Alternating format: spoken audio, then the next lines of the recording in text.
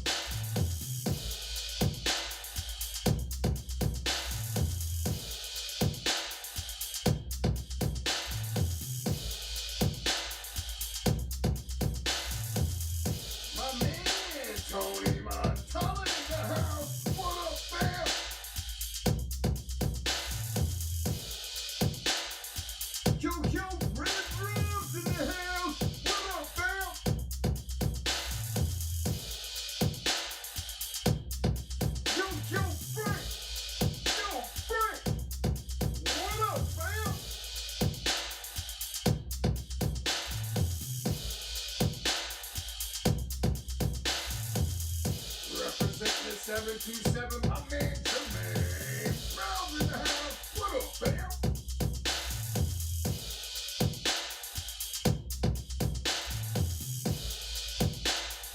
Yo, Castro's in the house. What up, fam?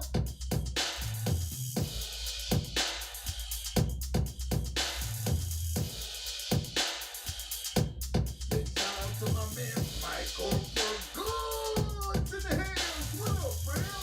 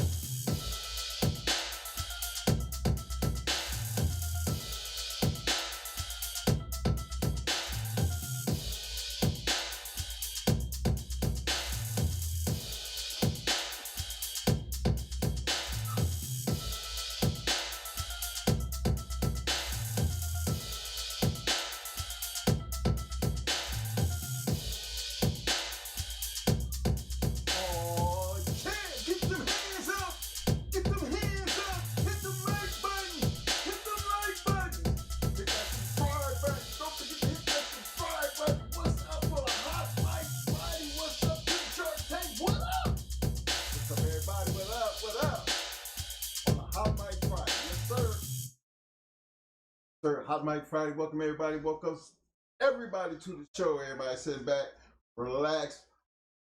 Shark Tank. What's up, fellas?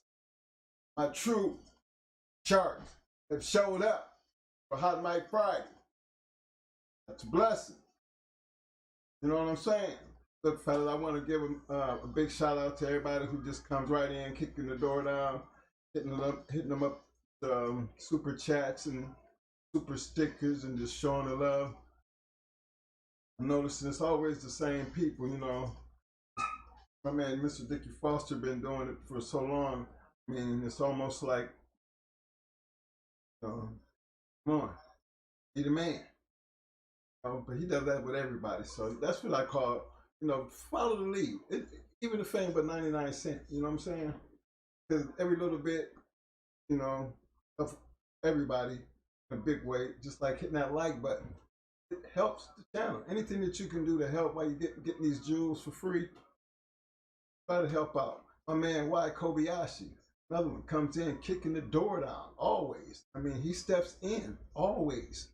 You don't come in and just, hey, what's everybody, and then wait for some time in the show and then he pops up. No, every time he walks in the door, he kicks the door down and then coming in and make his big shout outs to everybody. That's a person, man, that got to be doing that for a reason.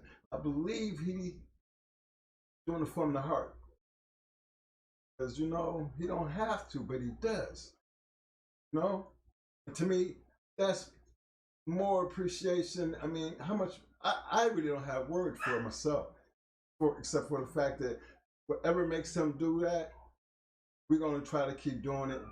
And anything, we're going to try to do better. So that is one of the biggest things that keeps us actually doing what we're doing, keeps us trying to keep everything more informational, but still keep it entertaining. You know what I mean? Because the purpose of this is really talk dog.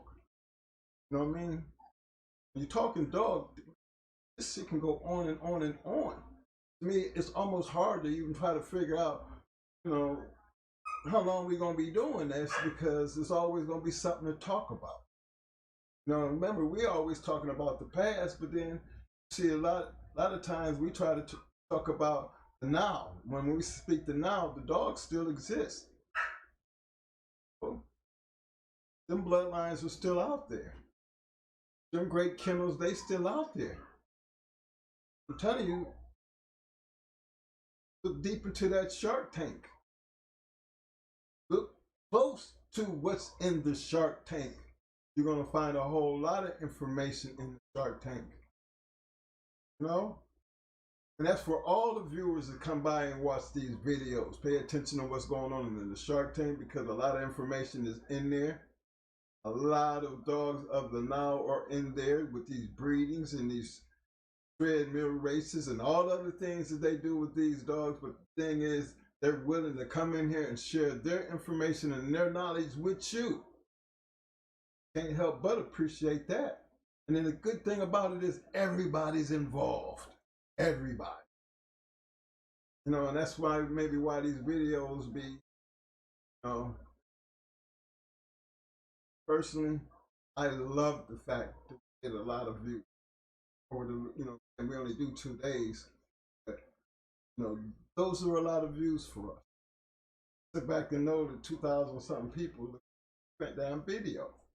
Out of those 2,000 people, how many of them going to really get something out of it? Well, we don't get a lot of comments. I would think, get a lot of, a lot of likes, but I think anytime you got 2,000 something videos and you're not even hitting over 200 likes, but you're maintaining 2,000 videos, sometimes I just think people just don't like hitting the like button, or they just don't want to comment.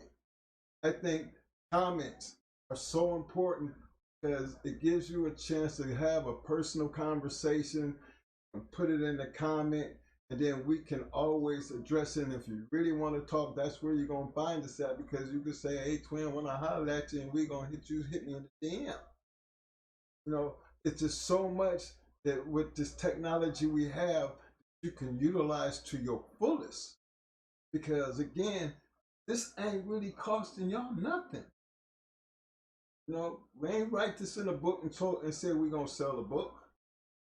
And if you notice, somebody wanted, somebody asked Twin, when y'all do a DVD, have y'all noticed all the videos are downloadable? So I wouldn't sell you a DVD if I know all you got to do is download it. Nothing wrong with downloading the video. Anybody having problems with downloading the videos, please get back and let me know. Something we always wanted to keep, that part clean and clear, because we're not writing books. This is our easiest way to solidify we have done, trying to do moving forward in case something do happen. Or we might be gone. I'm hoping these videos still might be out here. Everybody can always refer back when Twin said this or Twin said that, or somebody on the video said this, and it could be 10 years from now. I know how we go back when we watch those video timers, some of the things they say. Go back and listen to them. Things really haven't changed to today. That's when you know that shit is solid. Sometimes you gotta remind people that this ain't nothing new. None of the shit that I think we ever say on here is actually anything new. A lot of it is this stuff that we have learned that we repeat. That's basically what it is. And the thing is, at some point, you got to be able to take what information is going to work for you and make it your own. But if you take all that information away from you, what kind of dog person would you be? Because the greatest learn from somebody. Breeder to the hunter, to the gambler, all of them had to learn from somebody.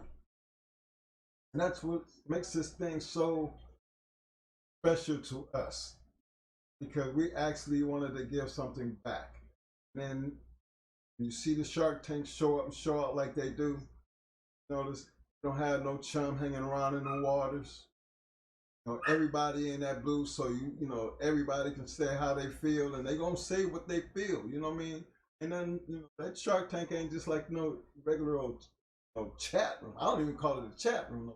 I just call it the Shark Tank, because the Shark Tank is consisted of knowledgeable, respectable dog men of all ages, all creeds, and all colors, from every place.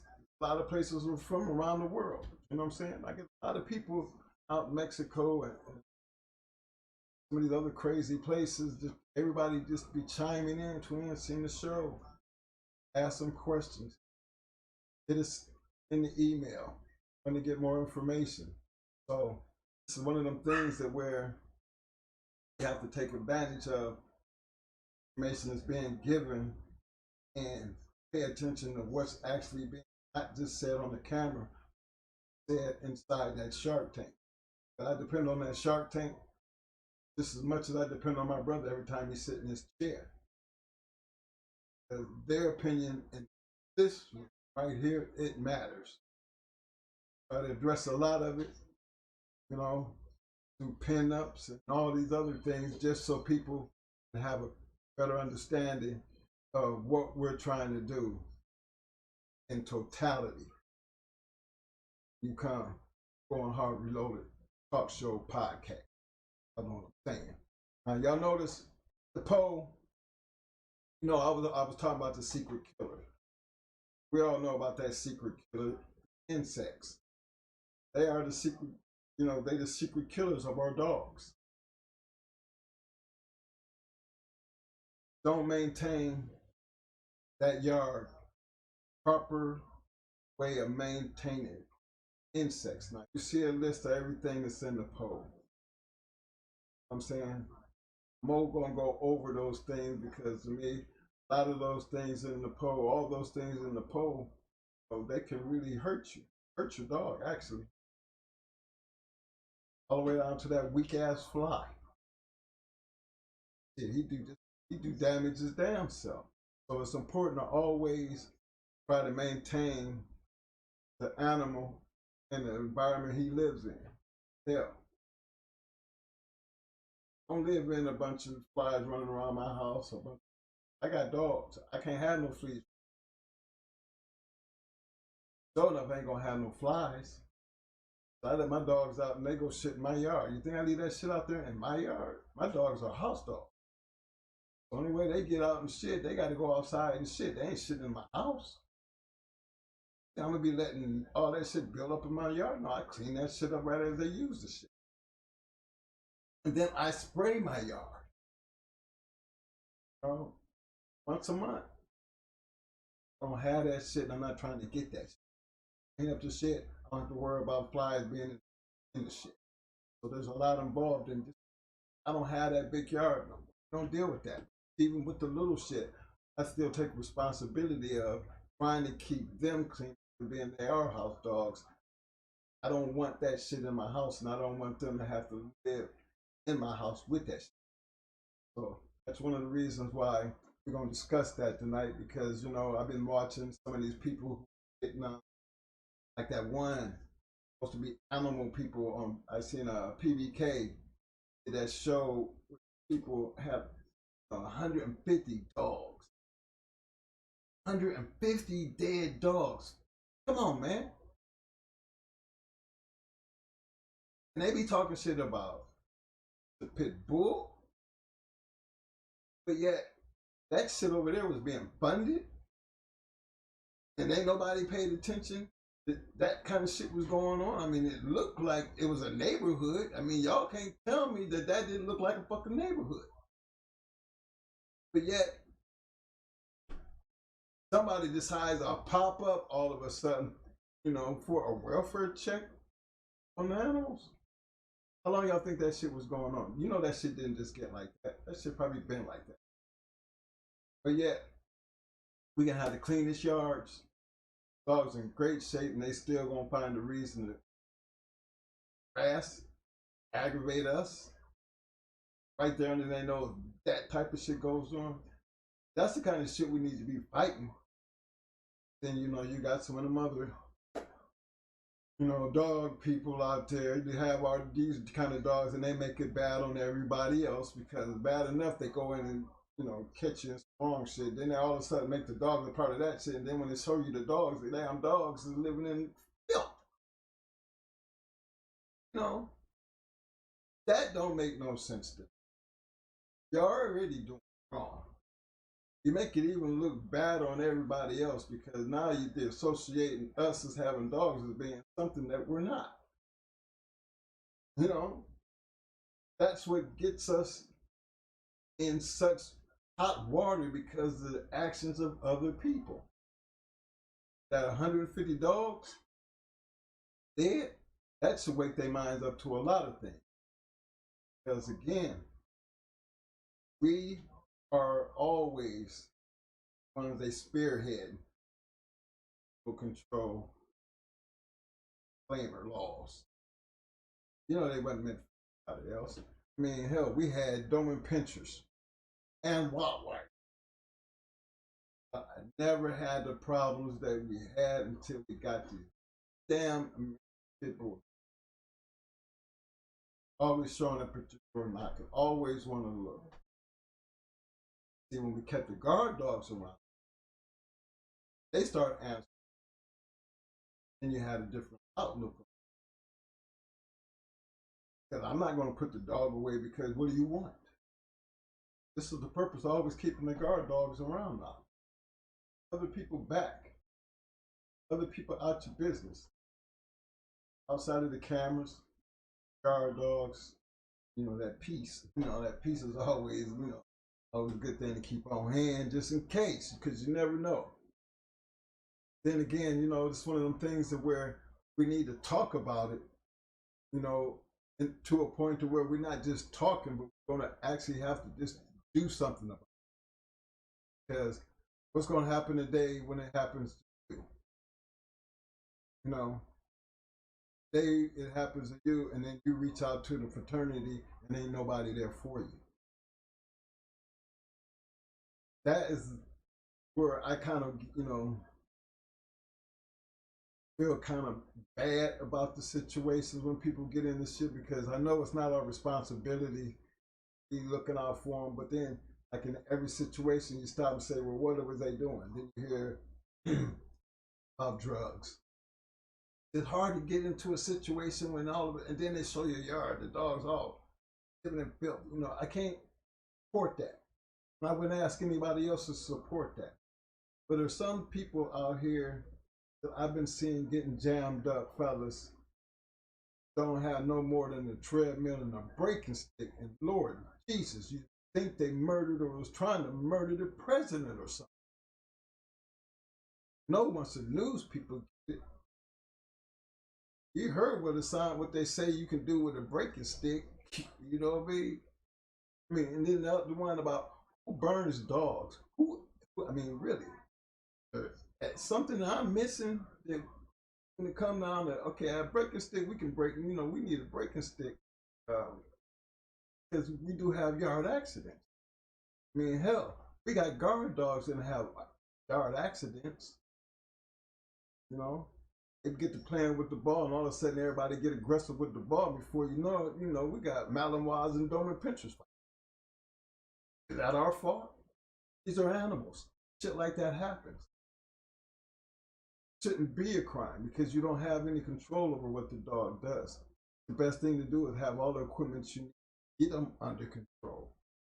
Very important. Key to this whole conversation I'm trying to have tonight, because I think we need to be a little bit more tighter as a unit and think about the things that we can do together compared to things that a man has to do by himself. Even with us doing this show, I mean, actually do this shit together. You know? And based on what we do together, we have other people who come in and they help us do what we're trying to do. And you got the Shark Tank. They don't have to look at all the things that you guys could be out there doing right now. But you could hear every Tuesday, every Friday. Become a part of this thing right here. That other people get a chance to see, and they'll be able to see it for years to come, hopefully. And you're a part of that. We can get outside of just this right here. I think this movement should be a whole lot bigger than what it is. But if we pull together at some point in time, this is why I always center around the Shark Tank. This is not a chat room. This room actually has a purpose. This room has sharks, bull sharks. See all that hardware? You see all that blue? You see how that conversation? Remember, it only takes 2 things to get that blue and become part of that Shark Tank. First, you got to show up. And then you got to participate. When I say participation gives me a better idea of why you here, or why you here. What do you know that's going to be beneficial to this tank? The sharks. And if you can satisfy those 2 things, you'll have that hardware. And that's why I don't look at that Shark Tank as anything short of what it is. And that is dog men who deserve to be part of that because they all have the same thing in common. Knowledge in the American Pit Bull Terrier, and they're willing to share it with you. See, here these sharks have their own opinions. They speak as they want to speak, but they will help you. You know how sharks get? They get all frenzied the fuck up. They be getting hungry and want some chum. That's what I love about it. Because we always, but other family don't. We don't always have to agree, especially up in here. But one damn thing for sure, we have enough integrity to come to the fact that it's okay to agree and disagree. Feel free to talk about it. Hey, where else you gonna get that at? But right here. Right here. In the tank. For the nothing but sharks. Y'all know how this works. Y'all know how we do this. I need y'all, the Sharks, to keep doing what they're doing. And to all my viewers out there that's sitting in the back, y'all keep coming in and hitting them like buttons. Y'all keep showing up. Because I know the only reason you're here because you want to hear something that's going to help you out. Or maybe it's just entertaining. Or maybe it just brings back memories. For whatever reason it is, I am very happy and I appreciate any and everybody who show up. Now that you done did that part, at least this favor for me. Hit the subscribe button. Hit the damn like button. Hey, 99 cents the super chat, it's okay. 99 cents. I don't look at it no different than the person who do $50 and $100. Even though that person do $100, I might scream a little louder because you don't see that all the time. Person do 50 and 10s and 20s, you don't see that all the time. So yeah, get a little bit more volume when you do. But still, the love is no different for that than I have it for the 99 cents or the $1.90. It's not about how much you give, brothers. It's the fact that you find it in your heart to give. Lead this. And look at me when I, as I say this. Only reason we do what we do, why we do it, because it is in our hearts to give back what was actually given to us. And I ain't no little kid talking about that. I'm a 62-year-old man as of June 1st. I can say that with my chest out. Yes. Because I find it in my heart. Brother finds it in his heart. Take our time out. Put this shit together and to get out here and try to do the best that we can do. Because hopefully one day we know we want to at least believe in our own heart that we did help somebody. Don't know how. Don't know which one. But one damn thing for sure. We're coming up on 400,000 views.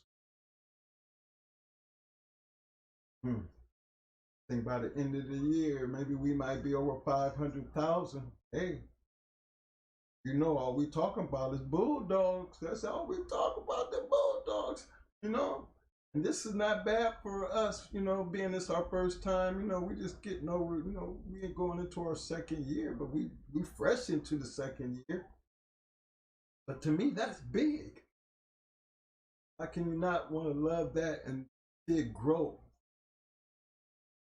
And grow to where we can get outside of this camera and actually get out there in the real world and show them just how big this shit really can and will be.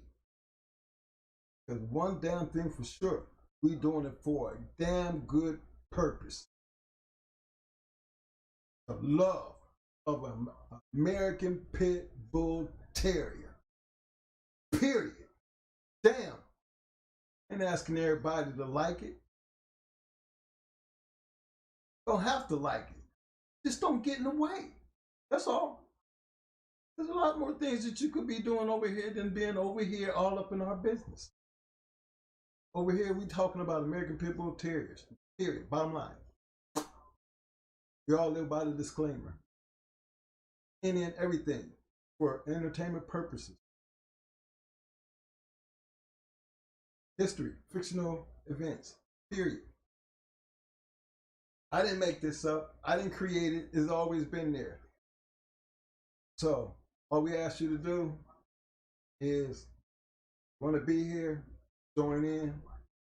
Don't want to be here and can't be constructive, get out. That's how we roll. Because my sharks, they love to chum. They always look blood in the water. There's blood in the water. There's chum in the water. Frenzy is about to get started. You know what? They don't have no chains. They don't have no restrictions. Saying, want to be a part of something big? You need to be trying to be a part of that.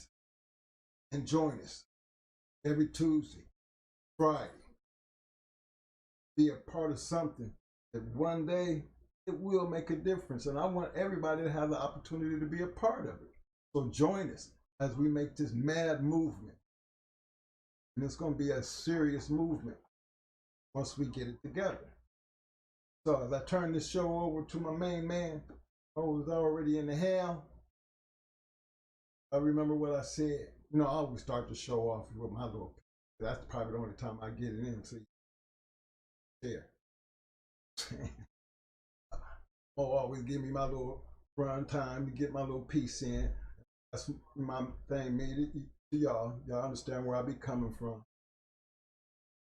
So, understand my sincerity and what I'm trying to bring to the table.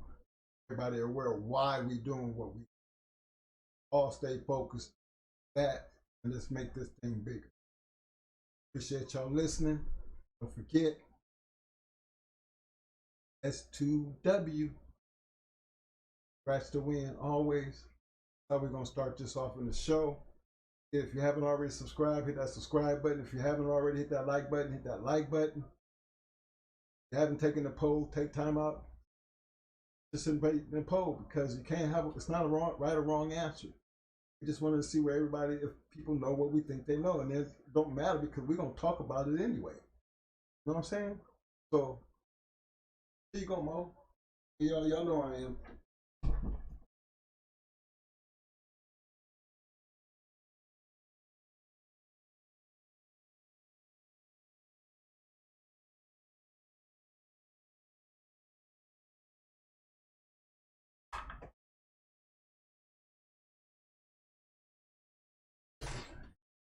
What's up? Just tell me if y'all glad to see me. Hold on. Mic check. Tell me if y'all glad to see me. Thumbs up. Tell them, ask them if they having a hard time hearing me, because I can turn it up. Hey, can y'all hear me, y'all? What's up, if y'all can hear me? Or y'all need to turn it up? Talk to me.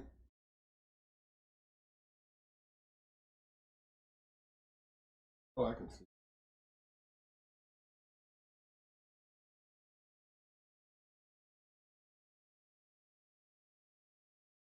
My man DB3, I see you, fam. Get in. What up, fam?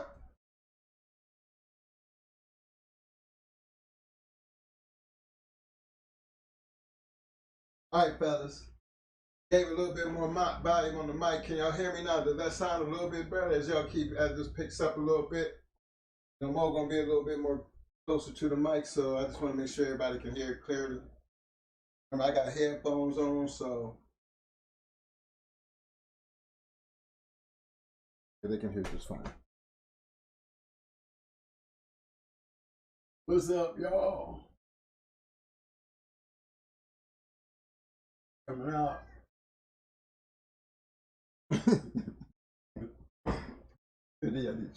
I don't want to know. Y'all glad to see me?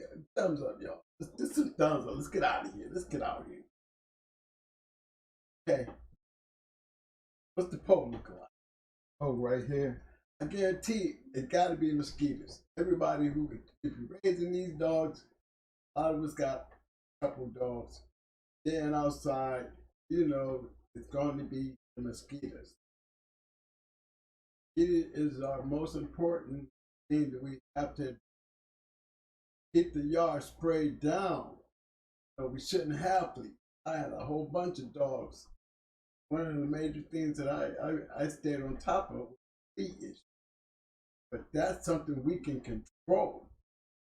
Fleas is when you get fleas, usually you get fleas from coming on the yard with the infested dog without, you know, washing the dog up or going through your own health thing where you put that dog out with dogs, or going to somebody's yard, flea infested, you know, you're around your yard. Once you get your yard, you know, they do multiply real quick.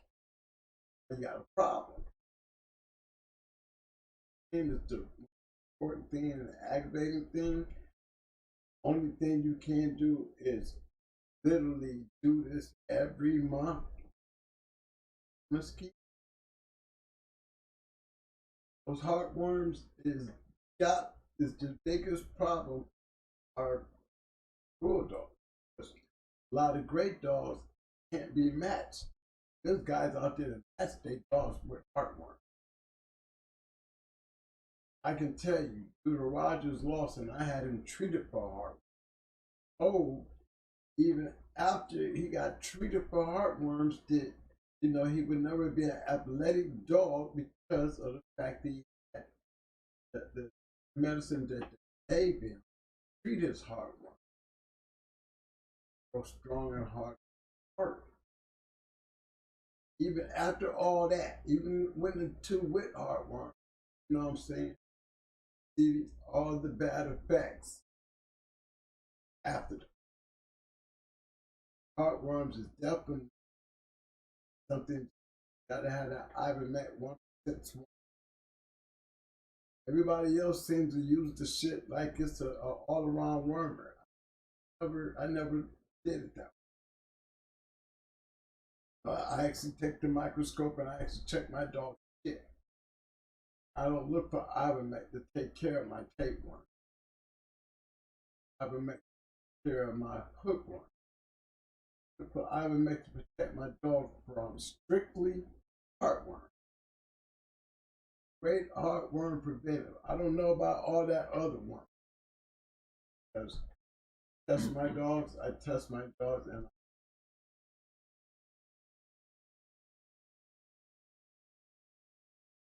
medicine. Grabbing the ivermectin. Do that. I go safeguard that.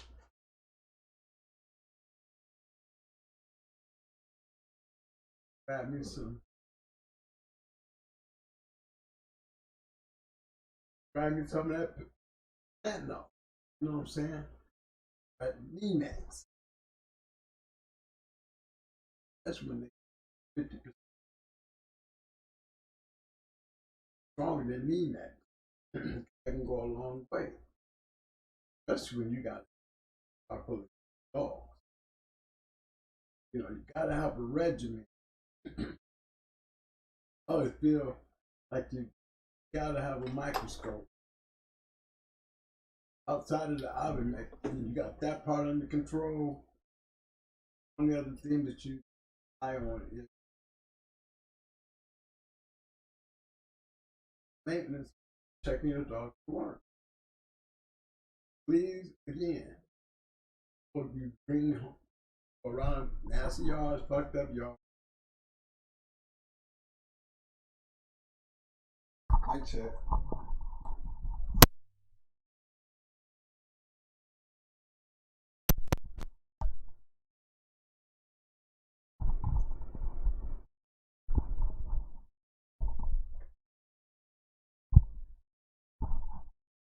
I check.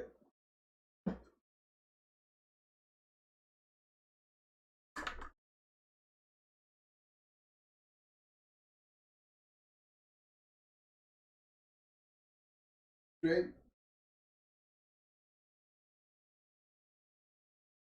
I can hear you, but you want to turn.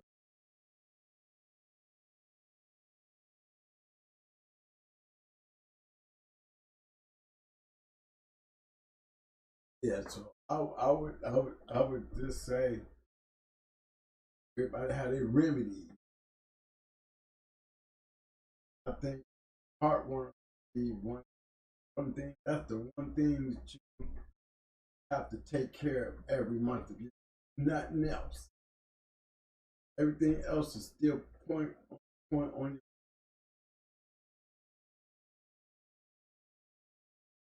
every month. Every month. Time that your puppy's doing that. Don't never come back to bite you. Guys get dogs off.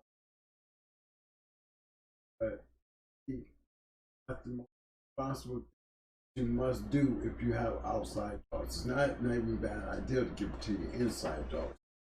You got a yard, it is very important to have that 1%.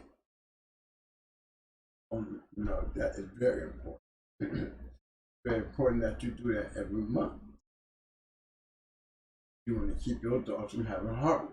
Heartworms is not like all the other worms. Heartworms can ruin a good dog. And to some dogs that don't do shit at all, I can understand. But to me, I'm in the a working dog. And so I did everything in my power to make sure. The only reason Roger had it because he was sent up to Ohio and he was on other people's yard. And he was, once he hit a certain age, I kind of farmed him out. Told him don't send him back until he's on. And that process is when he picked up those heartworms. But my rest of my yard, that was never going to be a problem because that was something I took care of. I didn't care how many dogs I had. I made sure I did that every month. To this day, I do that for every dog that I have. Every month, they get that ivermectin. Every month. In some cases, they got a little treatment that they say, doing it the right way, using that ivermectin in certain ways. You can do it for a whole year with a dog who got heartworms and literally kill the heartworm with a real strong year treatment. And to me, it sounds better than the strong treatment that they do at the vet, unless they didn't made it not so hard on the dog's heart. That poison that they giving the dog to kill those heartworms does a lot of damage to the dog. The dog don't never come back. I remember seeing one that was treated for heartworms that was able to maintain a keep, even though we tried with Roger, and I did. A good dog, but he just didn't have the wind or the air. We couldn't never get him up there because of that. Because he did have a bad heart. Want to give a shout out to my man JT, American Pitbull Terrier, coming in with the 10-piece. Appreciate the love, family. Says salute GH.CH twins, your boy JT.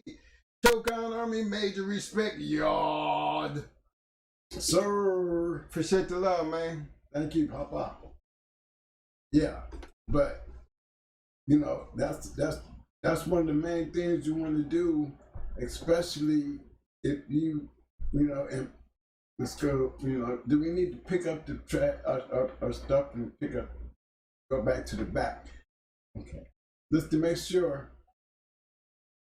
I didn't pack you up and put you on the bus and bring you back to my time so I can speak freely. So let's take the time out. Let's get the damn disclaimer going out there right quick. Everybody load your dogs up, load up into my bus, and let's go back to the past. So we can talk about this a little more openly, because I want you guys to know what it was like in my time and why getting that ivermectin and having that microscope was so important. Okay? So we take that time out and get that point out there right quick, and then we'll go ahead and move on. Pack up your dogs, leave your Cobras at home. We ain't talking about them today. We're taking good dogs today, all right? Because this is strictly for the good dogs, the promising dogs. All right, now. Okay, you want to get on the poll right quick? What's up? You asked me about the poll. I don't think I did. Oh, okay, well, sure, you're going to take off on something else. Okay, we got 116 people in the poll. The poll question is, what is the most deadliest insect to have on your yard, your American Pit Bull yard? We have 9% for flies, 43% for mosquitoes, 29% on ticks, and 18% on fleas. Appreciate everybody for taking the poll. So we all agree, most of us, mosquitoes are. Okay, now that we back there, let me tell you how important it is. When you can't get your dog's blood count right, and the vet tells you because your dog has heartworm, most guys will continue doing their dogs. And, depending on where you at and who your dog is, but he's not going to be no marathoner, I can guarantee you that. But That's the problem. You know, they're gonna have heartworms, and there's not really much you can do with them until you get them treated. And there's no way in the world you're going to tell me dog is going to be 100%. It's never going to be 100% bulldog, you know, with heartworm. Especially if you're talking about bringing this dog out. You know what I'm saying? So that was very important to me to make sure, because that's the ending of a career. Yeah, I ended up with one dealing with Roger, but that was the main reason why it didn't never happen on my yard with the dogs that I had. Because if there was anything that I could not deal with and control was the mosquitoes. One thing I could do was give up preventive work to make sure they don't get it, because once they got the heartworms and you have to treat for the heartworms, it's really not much left of your dog. You know, don't let the vet tell you they come back 100% because he's lying to you. Damn, like arsenic poison they're giving your dog. And they would tell you, you know, it's going to be real hard on the dog's heart. Now, what good is it? Now, am I still going to do all this and have 100% bulldog when I go out here and want to look at him and take him out there and make a career with him? They don't know. Because as soon as he get out there in the keep, and you know it, in the keep, you're going to be babysitting him in the keep because he's a good dog, and you're going to be cheating on his keep, and then you run out there and you see him lose because you babysitted him with some bullshit because you shouldn't have had no business doing it. Why? Because you was babysitting knowing he was a good dog. And giving all that on just knowing he was just a good dog.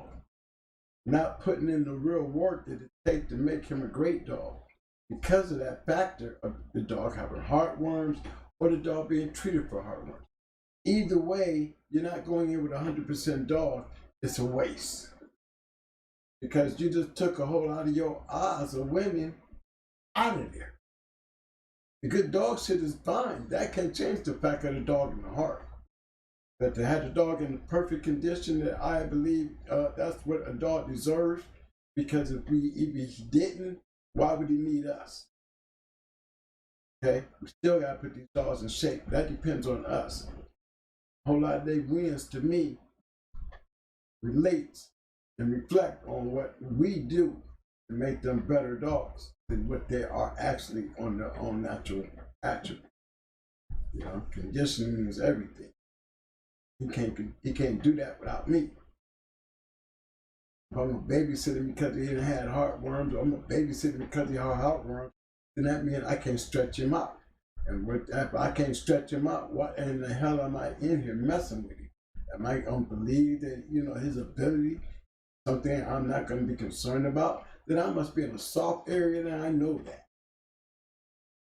But in the areas that I play, I don't take nobody for granted. Nobody. Because it's any given Saturday. So I don't take nobody for granted. I don't even give a damn shit. I just believe in taking my shit in 100% bottom line. I'm not worried about who it is over there. I ain't worried about, you know, what zone I'm in and none of that when it comes down to showing up. You know what I'm saying? Well, so, you know, you got to have a complete, healthy dog. Yes, sir. You know, and that's just the bottom line. And one of the main things that put a pause in any dog's career, you know, would be heartworm. I think fleas, you get those fleas, it's just an aggressive act that, you know, you have to really put on fleas. You know, me, I had a lot of dogs. So you got a lot of dogs. You know, I had to have that water. You know, and I had that sprayer that I could connect to my four-wheeler. You know, I had that wagon. I had the motorized sprayer. You know, I was guarding that big old thing you could put behind it. So I go down through there with my permanent thing and spray everybody. Dogs, yard, everything. And the way I used to do it, I used to go through there and when I was feeding the dogs, once I fed the dogs, I would go down through there with that water and wet the the chain spaces. I would wet them all up just to get them wet. Not soaking wet, but just you want it damp, like a good rain. Then I would go back down through there and spray my permethine, with the proper mix. And when you got it mixed right, when you can smell it. Yeah, I like that 36% permethine because it goes a lot longer. And, back then they really had permethine on the market. It was 10%. But these days you can find it out there at 36%, and that's a whopper, and it definitely works well. I just think you need to use it, and learn and understand the cycles of a flea. That's what you gotta first understand. When you're dealing with a flea, you gotta understand that flea. The cycle. And, I think they don't live 12, 14 days. But they breed like roaches, you know what I'm saying? And they can migrate on your ass quickly. And they're very credible because they can bounce everywhere. You know what I mean? They can get on you, and next thing you know, they're in your house. Don't take them, one or two. And they don't become as bad as on your yard. But you never can't seem to get rid of them because of your house. So even have a small problem, still you got a problem outside, protect your house inside, because I can guarantee you, even if they're not getting to you, they're getting on you to take them back out there to keep the infestation. I think most of the time when guys do aggressive treatment on their yard and can't understand why every so many months or weeks, that they're back out there dealing with the situation, is either they're not hitting the right bed or they're the problems bringing the fleas back into the yard. That's the thing on the fleas. The ticks, a little different on the ticks is when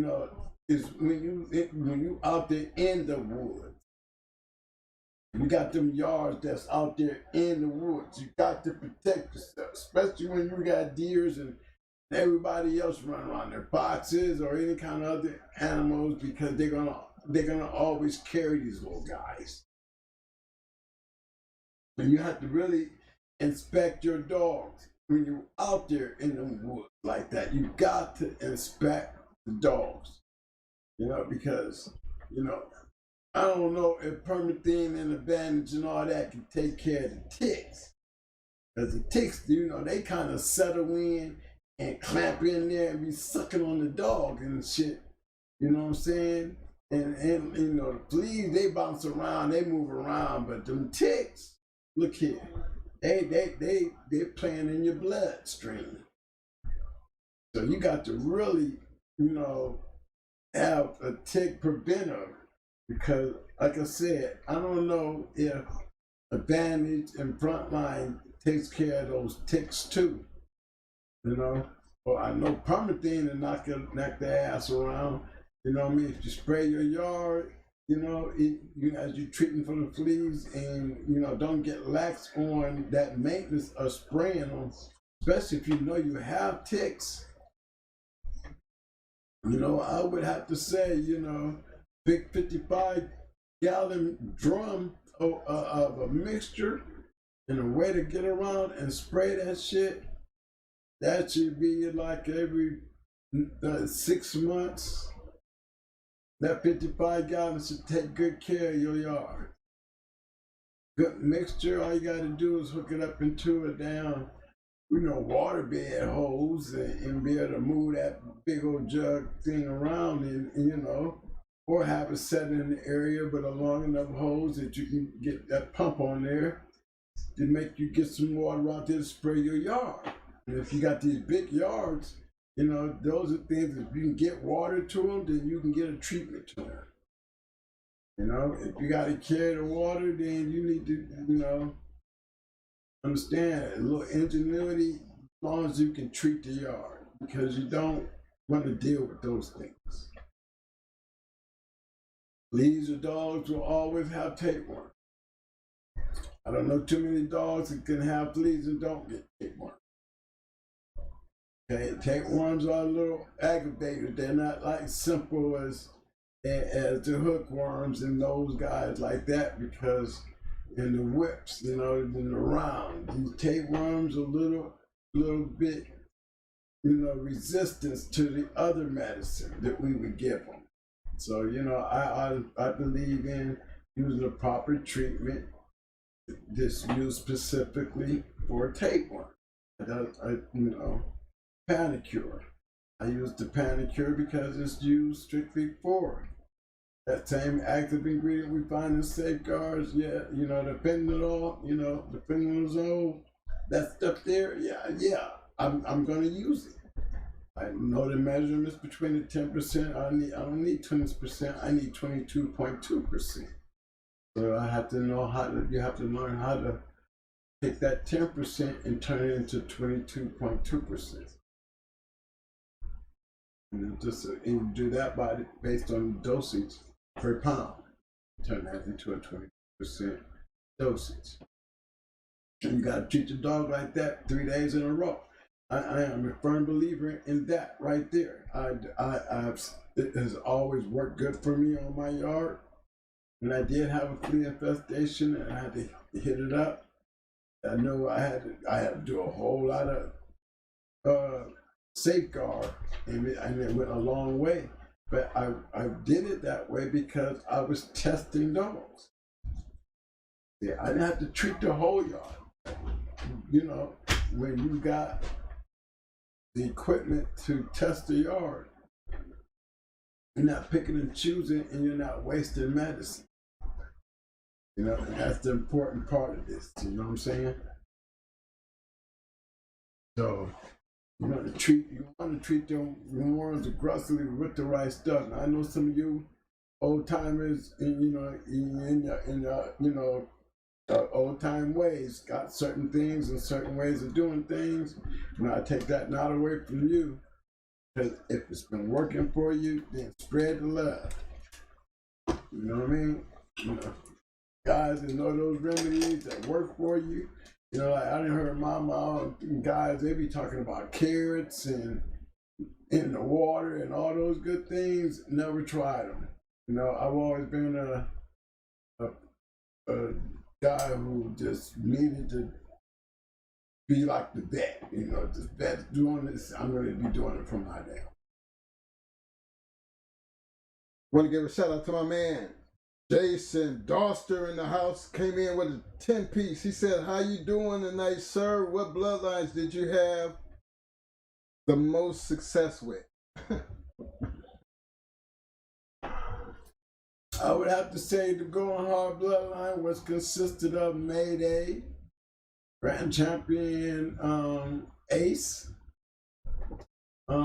Champion Wrangler. These are the bloodlines created the Going Hard dogs. That combination. I would say that. I can't knock the Rascal dogs because I had some.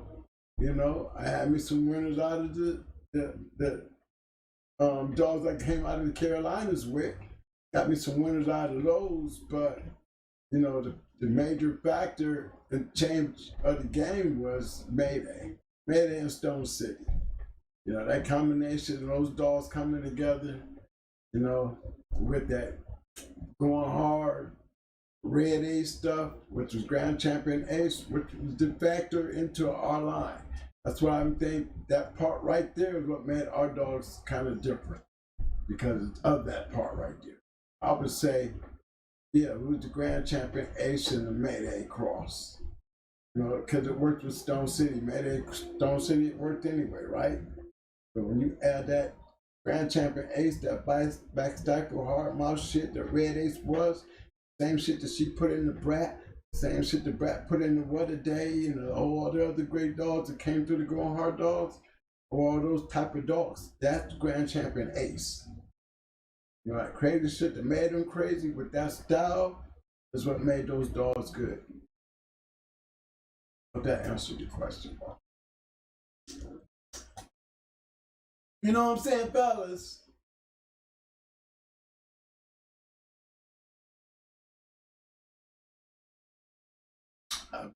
I've been Got my eyes checked, y'all. I'm legally blind. The doctor couldn't even give me nothing to even work out with, until I got my operation.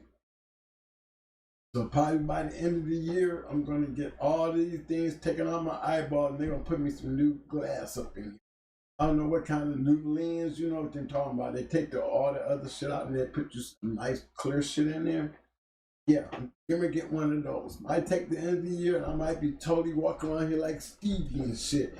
It's getting so bad, but guess what? Sooner or later I'll be able to look at y'all in a new look. So I'm looking forward to that. At the situation I'm in, I'm making them fix everything. I don't care. Heart failure does that to you. I don't give a damn, fix that while you at it, Came out of that damn doctor's office, y'all blind as hell. I don't know what they be thinking, man. They need to, I can sue the doctor for that shit. They put this shit in my eyes, man, and then, I go out there and get in the car and drive. I'm already blind. I can't see nothing. Listen to me, y'all. I did not see nothing. Thank God I wasn't maybe maybe a mile away from home. And I knew where I was at. And, it was already a little late, so I didn't get to run into no traffic, and I just took the back way around. You know what I'm saying? To get home. But y'all, I couldn't even see the red lights. I couldn't even see the lights.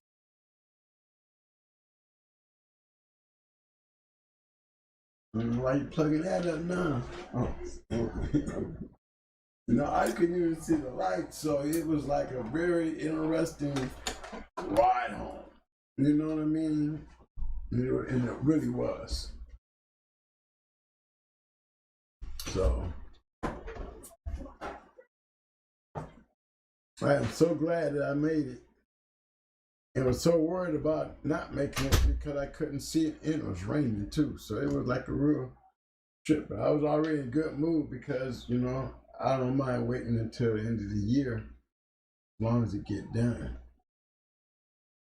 Because I really can't see. I'm tired of seeing what I'm seeing. Y'all know what I mean?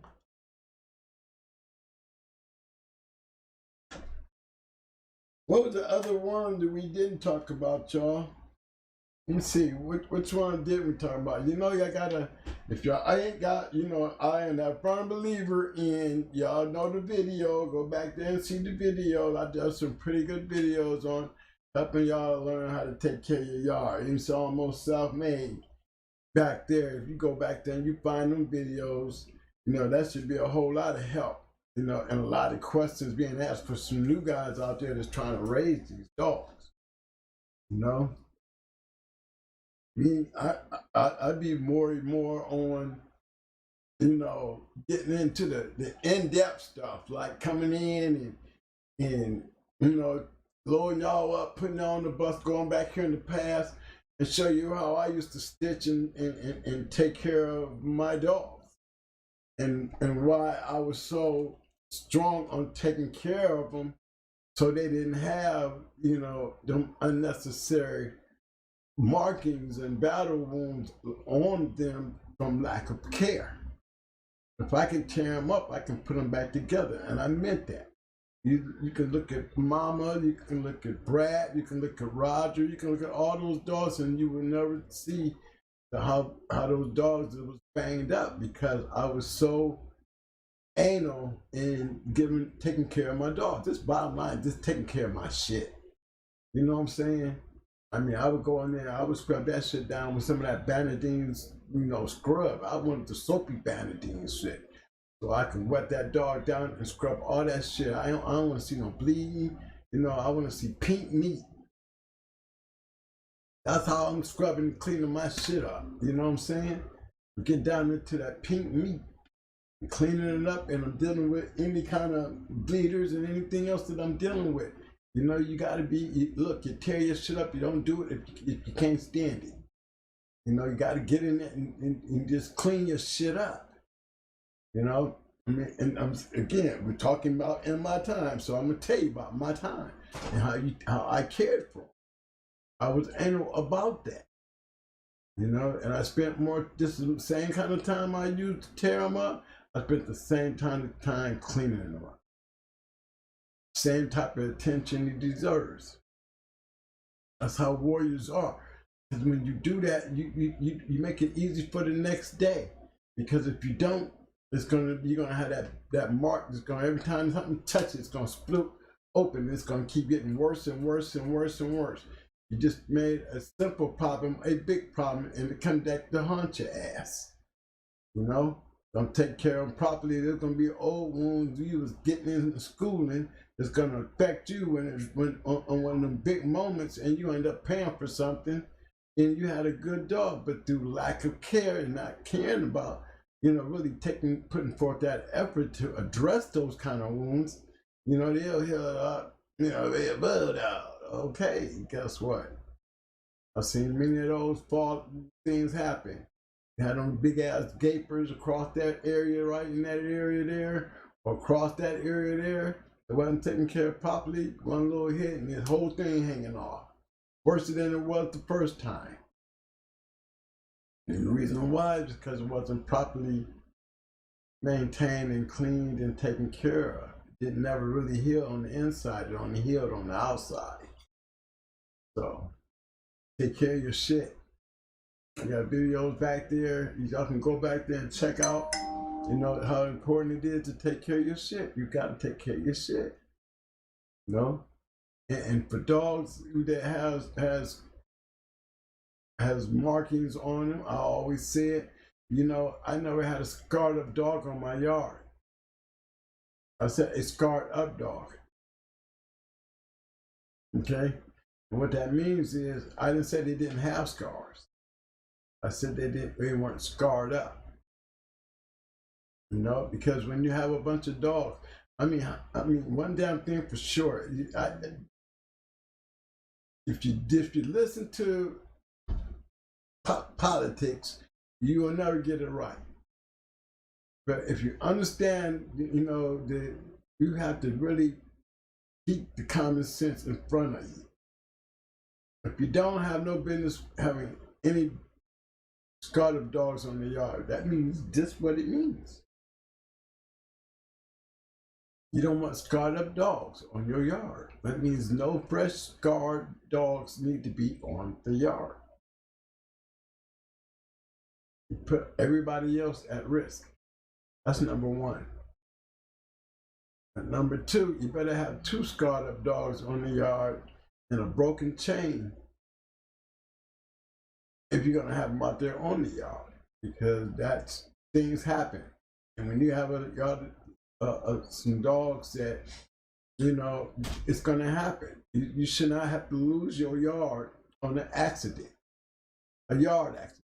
Dogs get loose. How many of y'all didn't have to get y'all shit, you know, and come home and head down like this? You know what I'm saying? It happens. And that's gonna always be a reason. You know, I'm not gonna pick up the phone and call animal control when a dog get off the chain on my yard just because a couple of dogs got banged the fuck up. But I'm gonna make damn sure that date in this situation is well documented for my motherfucking safety. You know? And just that note. Here's my broken chain. You know what I'm saying? You know, you gotta have that. If you don't never have to use it, oh well. But hey, these are honest things that happen. Don't wait till later to come back and say this happened when my dog got off the chain.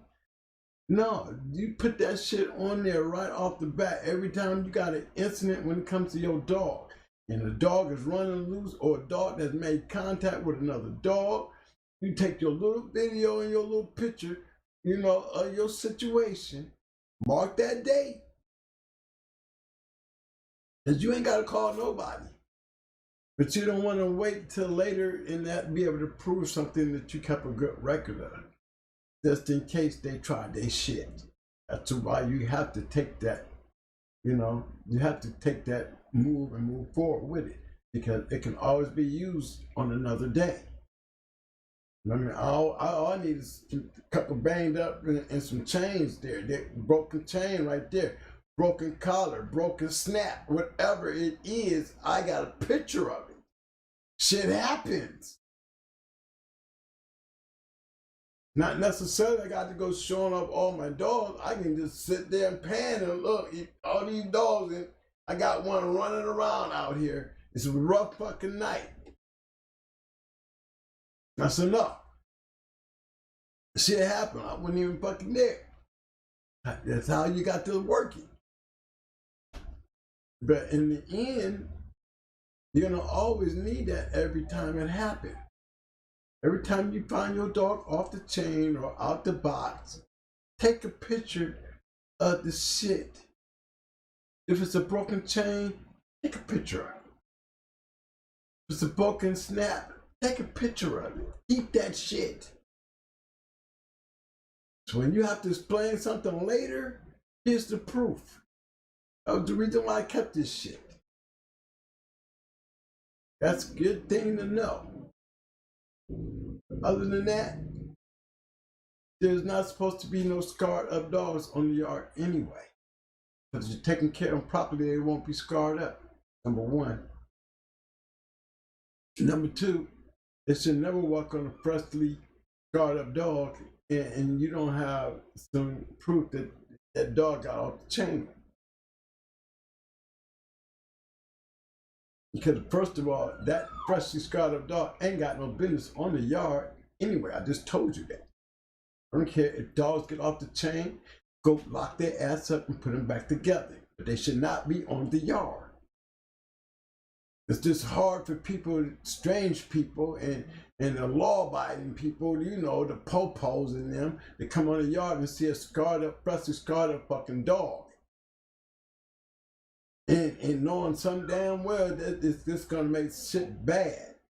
When you got them all scarred up and swollen all up and they ain't out there amongst everybody else, so be it. I can take care of that and get all that taken care of peacefully. And don't put nobody else out there at risk. You know, that is just a rule that, you know, that I just believe in. And if I'm gonna do it, I'm gonna take care of it like that.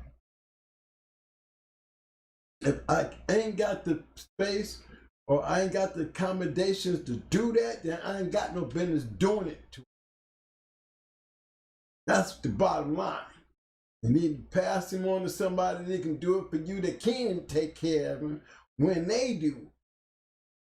So you don't have to risk it, whatever you're trying to keep a hold of, because you're gonna lose it if you try to do it in any other way. Stick to what works. Believe in what I'm saying. Don't slack on this, especially those who want to do the things that was used to be done. And you know what I'm saying? Not saying you're doing it now, but it's good to know. Good to know. You want to know the history of how this shit used to go, I'm going to give it to you all the way down. You know, bottom line, this is how it was. This is how it was, and this is what we have to do, you know? And this is when you're taking it serious. We hear so many people got their own way of doing things. You know, they got their own philosophies. And we sit back and, you know, this society here, we sit back and grade everything, I guess because it's so social media'd out. You know what I'm saying? I mean, me personally, I'm going back into my books, and I'm going to start bringing out old matches, and we're going to start looking at some of these old dog men. You know what I mean? And we're going to start looking at some of these matches. Go back into the journals and Fat Bill stuff. I want to go back in there, and we're going to start going back around, and I'm going to point out some people in there that, you know, you need to be like, yeah, these right here. I'm going to give y'all a feel of that. You know, and we're going to go and check on these things again, because, you know, I don't want to get too far from that when it comes to me. I'm all in on the maintenance. I'm all in on all the other stuff that we talk about. But I don't want to get too far away from the historical factors that's important to me, because my line is based on working dogs, and whether it was wrong for me to do back then, and everything that came out of it, or but it's part of the historical things that I want to share with you guys. And I want to share it with you because there's not too many of us left out here to really get down there and just tell you, and me, I ain't no trying to be. I ain't even no one to be, let alone trying to be. So when I tell you, it's like, I want y'all to just take the ride and just understand the feeling in the ride that I'm on, because I'm already on the ride. I ain't got the bullshit and lie and none of that shit. I just take you on the ride that I've been through. And let's go check this shit out. And some other stuff that I ain't been through, but I was around. I want to point out some things like you were saying, like Pit Dog. A lot of these guys are new people. Bring you guys, come back to the show. And Roster, man, and these guys, guys, I ain't heard some of these stories. Maybe we need to bring them guys back through, and let's get back into the history of these great dogs. You know what I'm saying? And the dogs that we don't talk about, that need to be pointed out. I'm still trying to find a good network for us guys to be able to deal with some things that's coming up by law. And y'all guys y'all have to understand where they're going.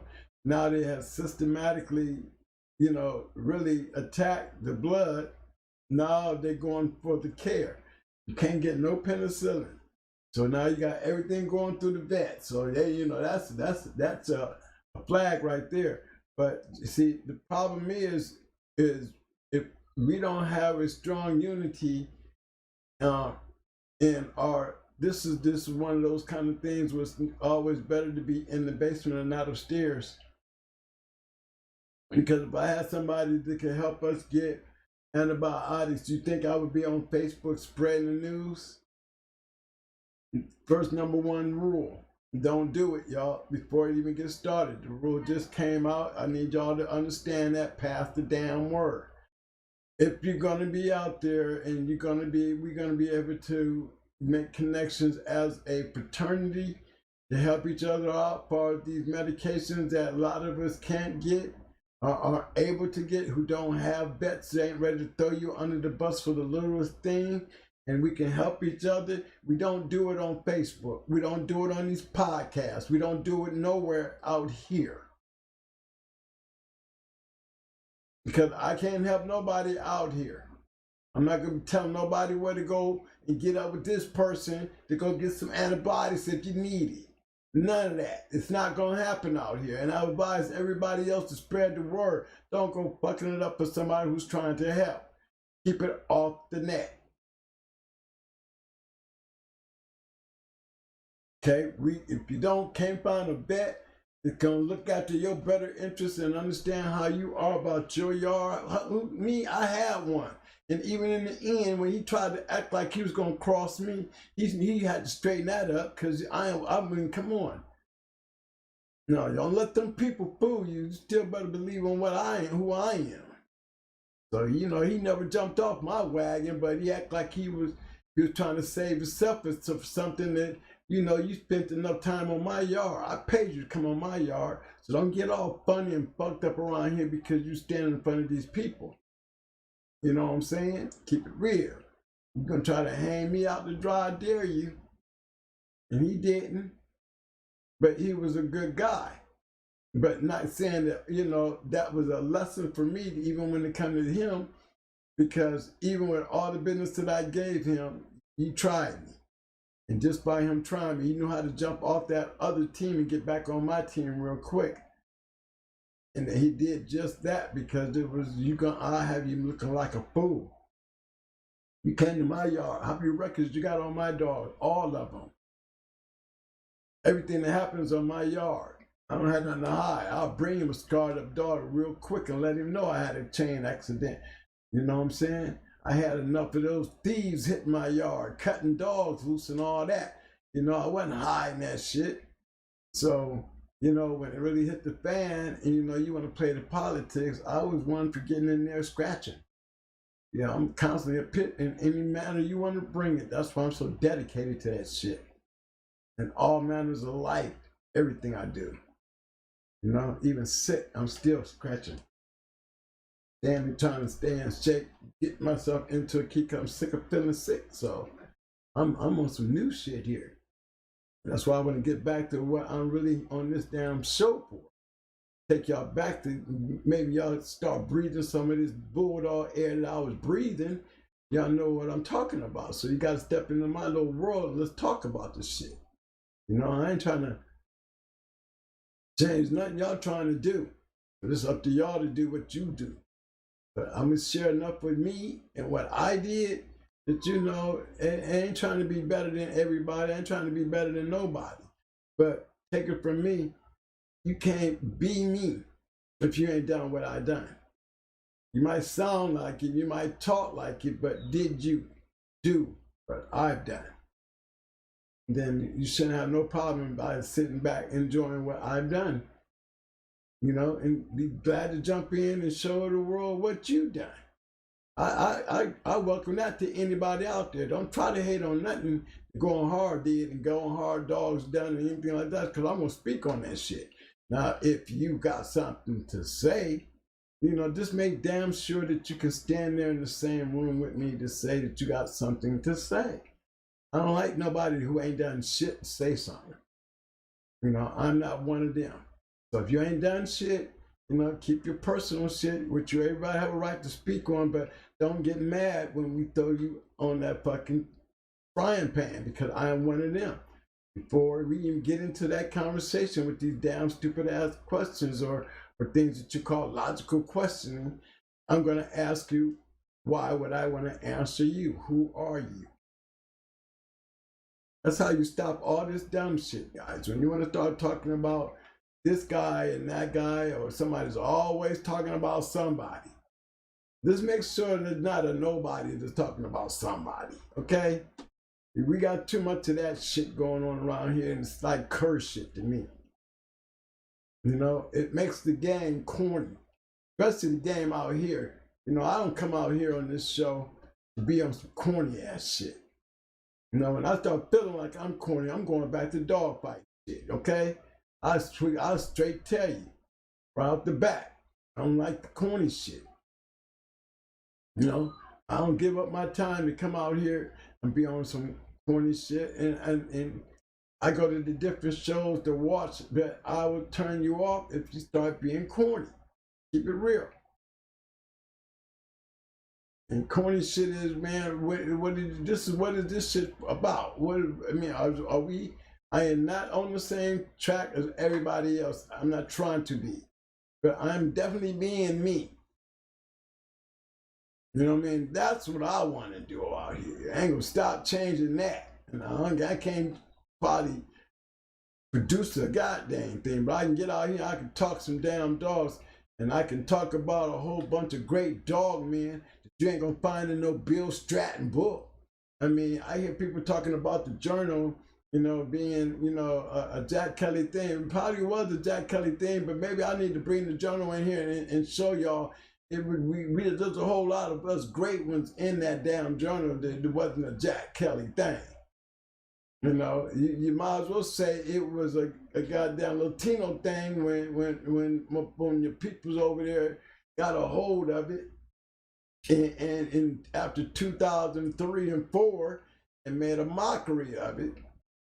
You know that, you know, I'm not hearing his name in there at all. And that's with all due respect, you know what I'm saying?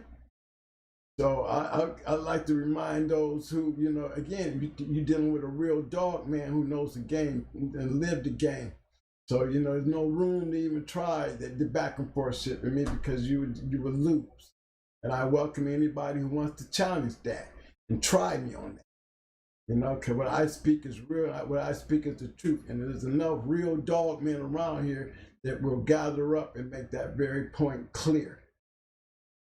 Okay, so I'm just saying, just because there ain't nobody else gonna say it, then I'm gonna say it. You know? Leave what we did in the past. We're here to share what we did in the past. Somebody put nothing I did 20 damn years ago up to a debate now. I will cuss you out. Because it wasn't a debate then it's definitely not going to be a debate now. So beware of me. Don't try me.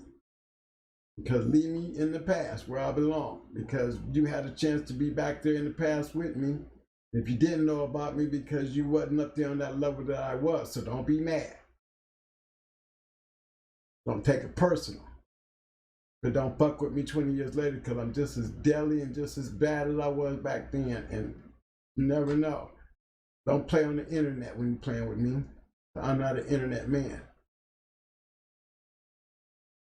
You know, I'm not out here to be playing those kind of silly ass, crass games, y'all. We need to get back into doing what I want to do. And that is tell y'all what I did. So y'all can, you know, carry this shit into the future and you try to be as close as this. If you ain't stepping over the fence, play on the fence. Just make sure that you carry forth the work that made these dogs, you know, what they were. And, you know, and I live by that, by standing behind the great guys that I stood behind. You know, and I'm glad I can sit up here and talk shit about the shit I done, man, even though it's making a lot of sense to y'all, but I'm going to tell y'all where I learned it from.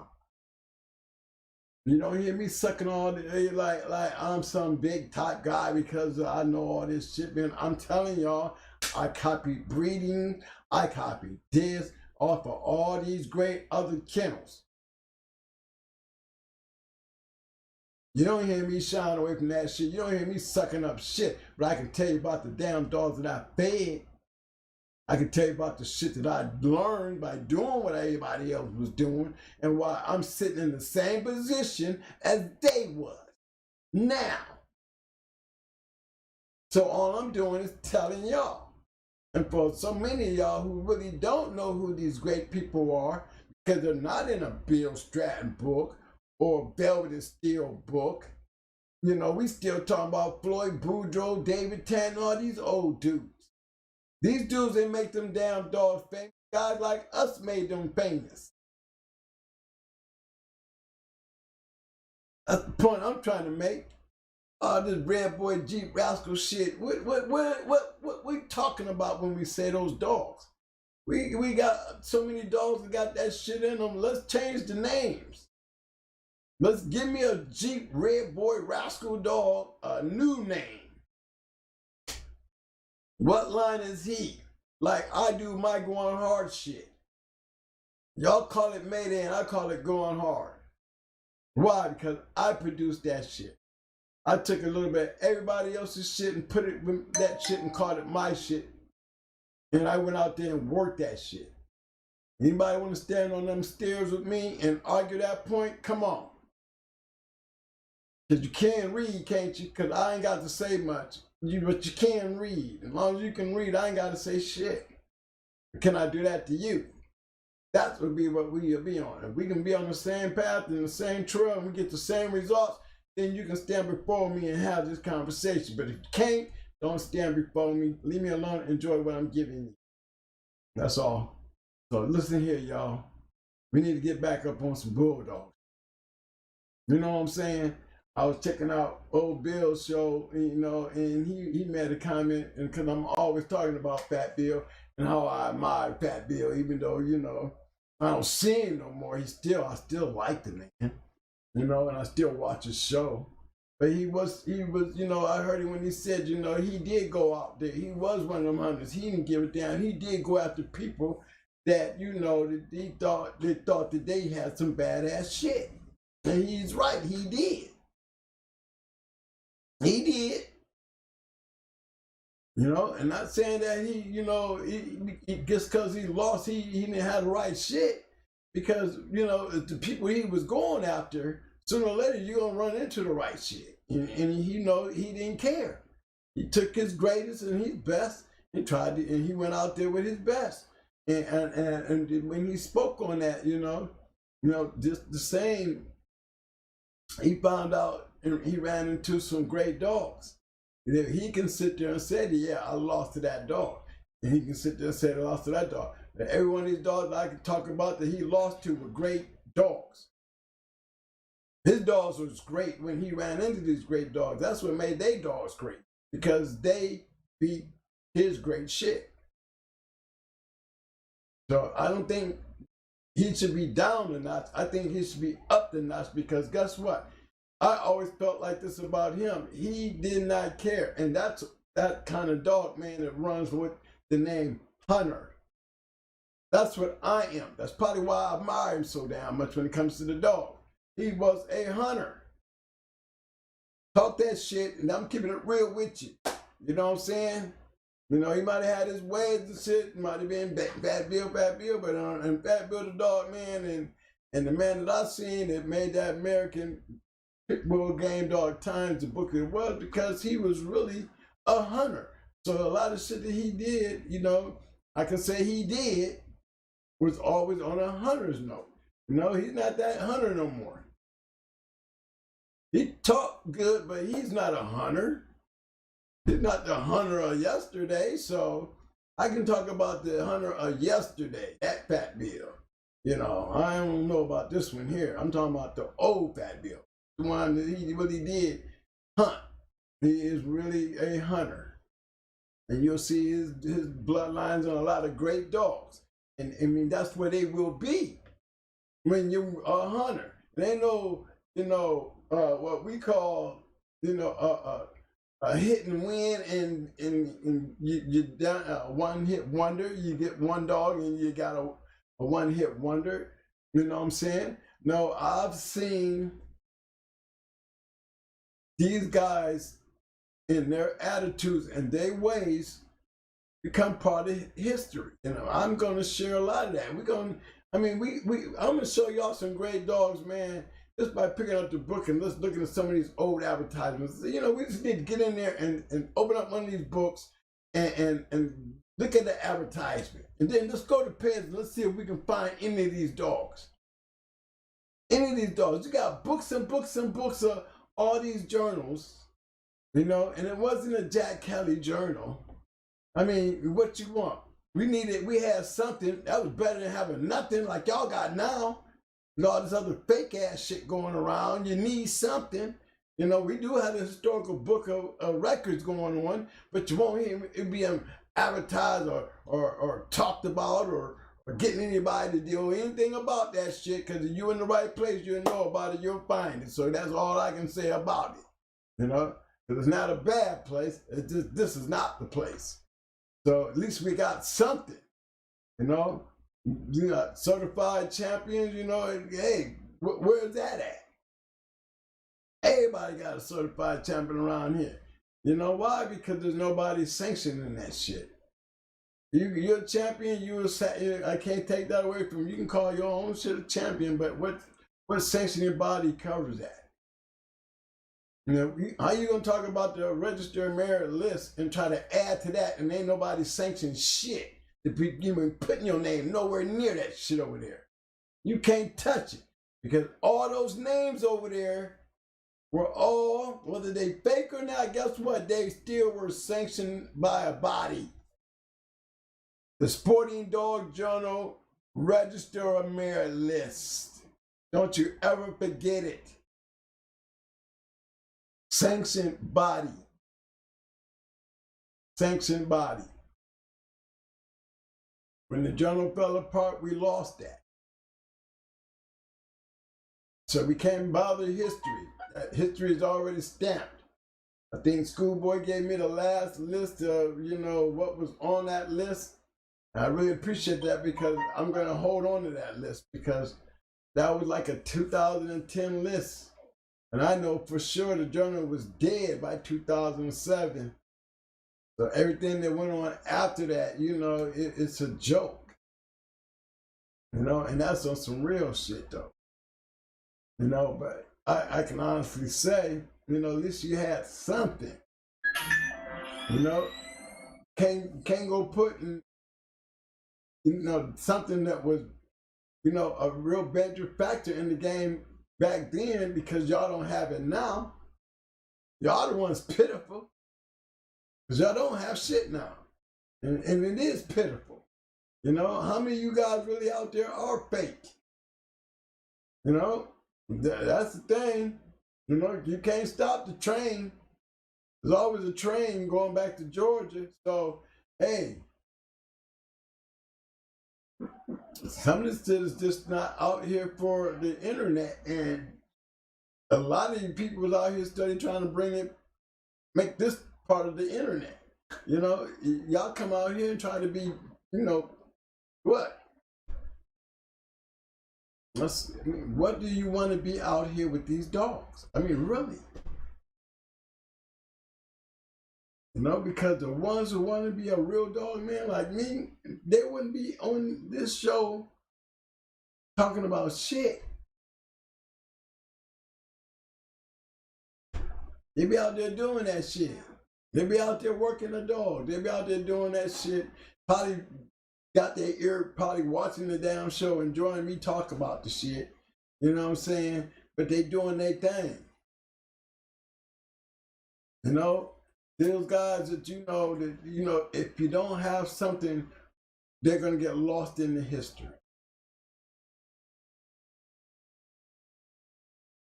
There's no history being written. There's no history being verified. There's no history of anything but what we see and hear. And those in those circles, they know. But how big is those circles to know? What good is a circle that only knows that when the rest of us don't? So how do you know when you're breeding to something good? You know? And what circle are you playing in to tell me about what's good? Because when you don't have no coordination and the communication is only amongst the great ones and the good ones, a lot of you young ones don't know nothing about it and you'd never be able to touch it. So we're still talking about my world, right? And so you're in my world. And I always tell y'all, take what you got and bring it over here into my world and let's plan it down in here. Now let's play. Okay, because you can't get in no trouble back here with me because it's already been done. So we can pretend and play like a motherfucker now. Okay, now look at it for what it is. We ain't got nothing back here. How do we get these kingfish? How do we get boils? How do we get Patrick? How do we get the great dogs? How do we get this out of nothing?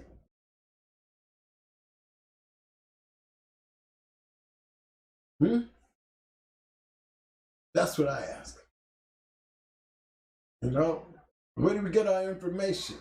Now we get it from a podcast or a Facebook post. I mean, a lot of emotions and fictional facts. What I call fictional facts is, you know, there's truth and then there's lies, and you know, sometimes both. But it's just that what you build on? Is that what you grow on? Is that's what we embed into the history moving forward? Then what happened to the past? Back here where I'm at, right here, y'all. This is where y'all need to be appreciated. Back here with me, where you have this kind of information. You know what I'm saying? Where one thing for damn sure,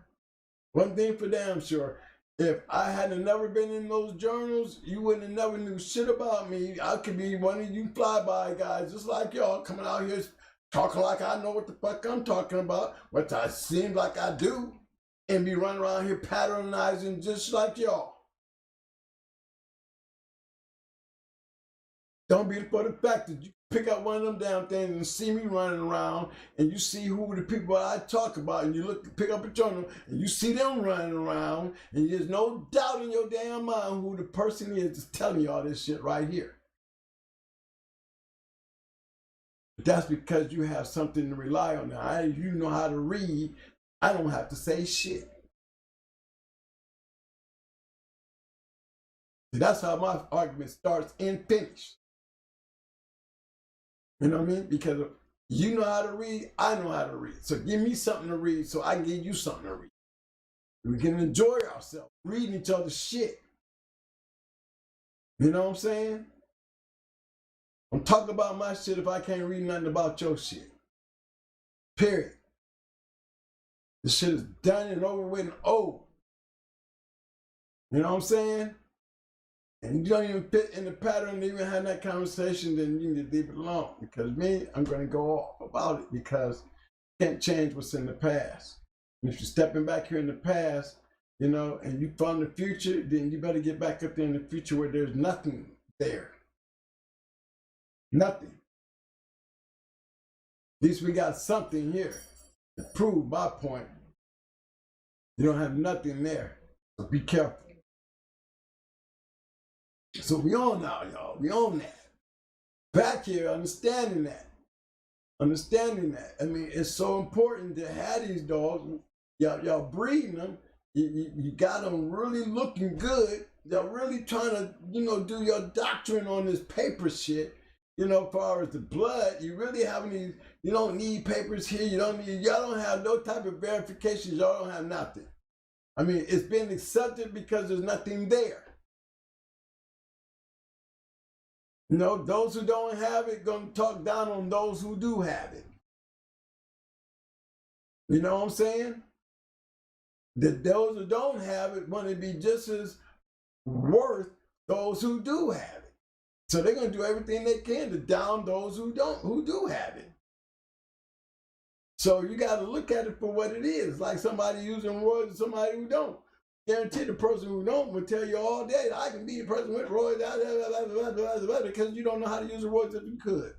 You know, and that's a damn lie, because there's 85% of us who's with those running records, and I said this is at the low side of this thing, and won't go under 85%. I will continue to tell you that, and I will show you in my case, you know, and I can show you in many other of these guys' cases that I ran with a crew who won over 85% of these matches. The very same people we talk about today about these great dogs. So, knowing that, so when we can cut to the chase and get back on some real shit, I can say the same thing about the person who was talking. I can take and win without Royce. That I can believe. I'm not knocking that. Because you're doing it with the dog. You ain't doing it because you ain't on Roy. Because 9 times out of 10, you just ain't ran into one of us. And I can guarantee you, when you both know how to read, I will be able to show you, you know, where that fell in at. You know, because that's where you get a chance to see where the people you're playing with, okay? That's all I'm saying. You know, and I'm not taking nothing away from the guys that I ran with, because they're names that you can't forget. The names is in many of y'all's bloodlines. You know what I'm saying? And I ain't gonna let y'all forget. Ain't nobody gonna tear their asses down because they ain't in the dogs no more. You know what I'm saying? They was doing the very lines that y'all whack on and talk shit about and boast your chest on. It's very time lines dogs that we was playing with then that was actually the dogs. These were the dogs that was making histories. I heard on a show on Luke Kane. Luke Kane. Come on, man. Deep South. I mean, how you gonna do a story on Luke Kane and can't get Deep South right? Who's telling the story? Deep South had Luke Kane and Champion Twisted. Probably one of the few people that had 2 sons off of Mayday that made champion, and had a whole bunch of other champions off the line after that. But you can't even get Luke Kane right because they the brothers? Is that why y'all couldn't get that part right? You know, you need to be doing a story on May and Chanel. You know, do more of these damn females. We had a bunch of damn females out here with smashing shit. You know, Brat wasn't the only one. May wasn't the only one. Chanel wasn't the only one. Annabelle wasn't the only one. Damn, come on. We have many females. So I got a grand champion in the going hard line. We got many females. A female. There's many females in all this. Luca, female. We need to start talking more about them bitches. If you'll notice, a lot of them bitches ain't having puppies. That's another thing y'all need to notice about them Mayday bad bitches. You know what I'm saying? Know something more about the line. Something we need to look into, right? Because you don't know. Everybody's always jocking all these damn males. Well, I'm going to tell you, there was a whole bunch of damn females out there rocking. They was rocking just as hard as these males was. And producing a lot of male champions, whether males or females, they was producing. You know, I got a couple of that little strain going on in my yard, but I could have said the same thing. Red Ace was bred to Mayday, but what we came out with Little Mayday, yes, he was good, but Rat, who was the finisher. We didn't get a chance to do Little Mayday, but look, even in that alone, still that's just one dog, right? We had Little Mayday, we got something off of him. And you have but 2 dogs. And between those 2 dogs, you know, between Brat and Little Mayday, they created our line. Based off of Mama, they quit on the Grand Champion. Okay, and all that after the fact, and still look what came out of it. You know what I'm saying? And never not stopping doing what I was doing. That was going hard. And I say that about all the other people that I watched and learned their concept and the way they did things. And if I'm sitting out here telling y'all this, I'm giving y'all the golden goose, and that's the key. The key to all these other kennels that I took from to make what I wanted to be, and that was competitive just like them. To be able to do just like them. Them same guys is the same guys that I can put out there with Floyd Boudreaux, James Garrett, James Crenshaw, and all of them. Stinson, Adams, all of them. Because we wouldn't have been scared of none of their asses.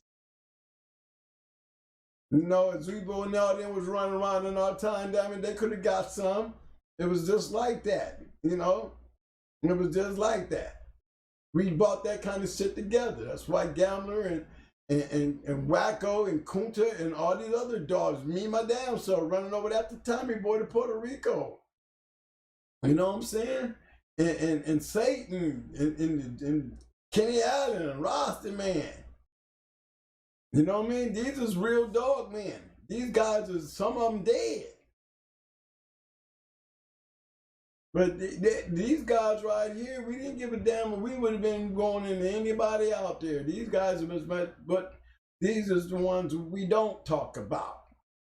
And I'm gonna keep on talking about them because y'all give me a lot of praise, but I'm gonna tell you and continue telling you the praise that you give me came from me being given this shit from some great guys.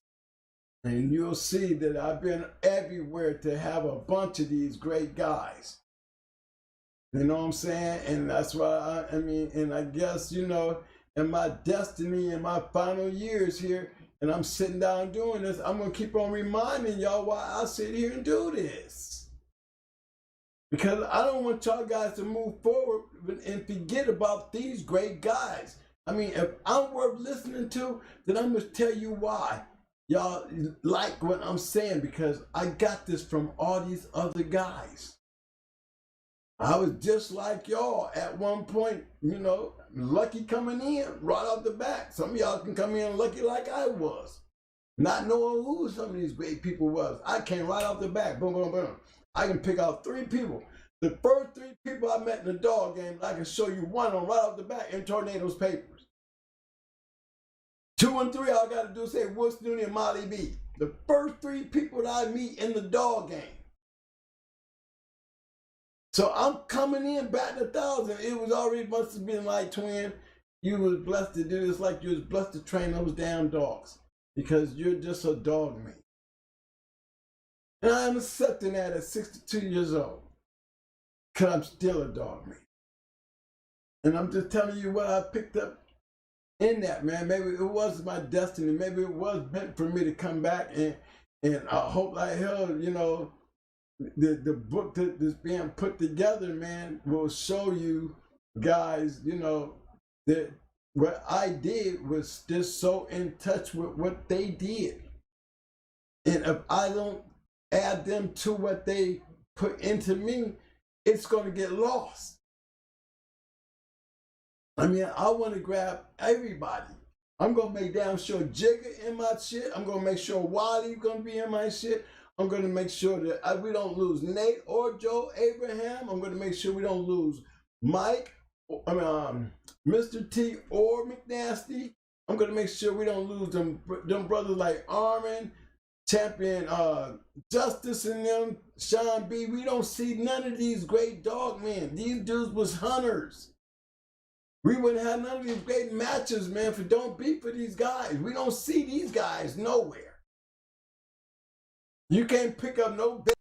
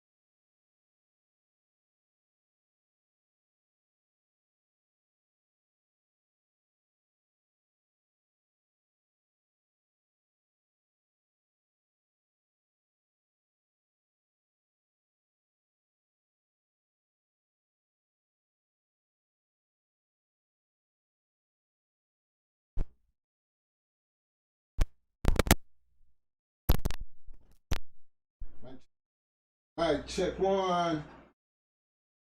All that was missed, basically. Get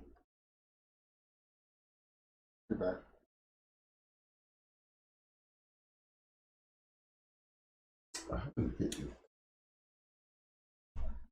Champion Justice. Hold on. Oh yeah, Champion Justice, the whole crew. Oh them. Okay, y'all. You know what I'm saying, though. No, I challenge anybody to any one of those guys out there, man. Those were good. All those guys were what made the game. I mean, you had Crane Valley. There was some badass Kennels, BBK, Plowboys. They were everywhere. Everywhere. There's stories to tell about all these kennels. You know, and if we don't get them in, y'all still be talking about Floyd, Crenshaw, you know what I'm saying? These same old time motherfuckers. We don't still be talking about that. I mean, this shows you the gap that y'all can still take your line of dogs in. You know, I hear about the quarter dogs, whatever them dogs is, right? And you know, they're coming from an old line, but at least they didn't step past the old line, and now y'all saying they line. Okay, at least they ain't got past that point. You know what I'm saying? So, you know, let's not go hating on them. You know, some people don't like them, some people ain't. But guess what? You know, the only reason you don't like them because you probably can't beat them, or you ain't got seen the right one. Because evidently this line has made itself noticeable to talk about. And so let's just make sure when you say it ain't shit, you got some proof that you done whooped it. I mean, because I swear I hate to hear somebody talk about some shit that ain't shit that they ain't whooped nothing. Talking about somebody else's job, but they don't have nothing.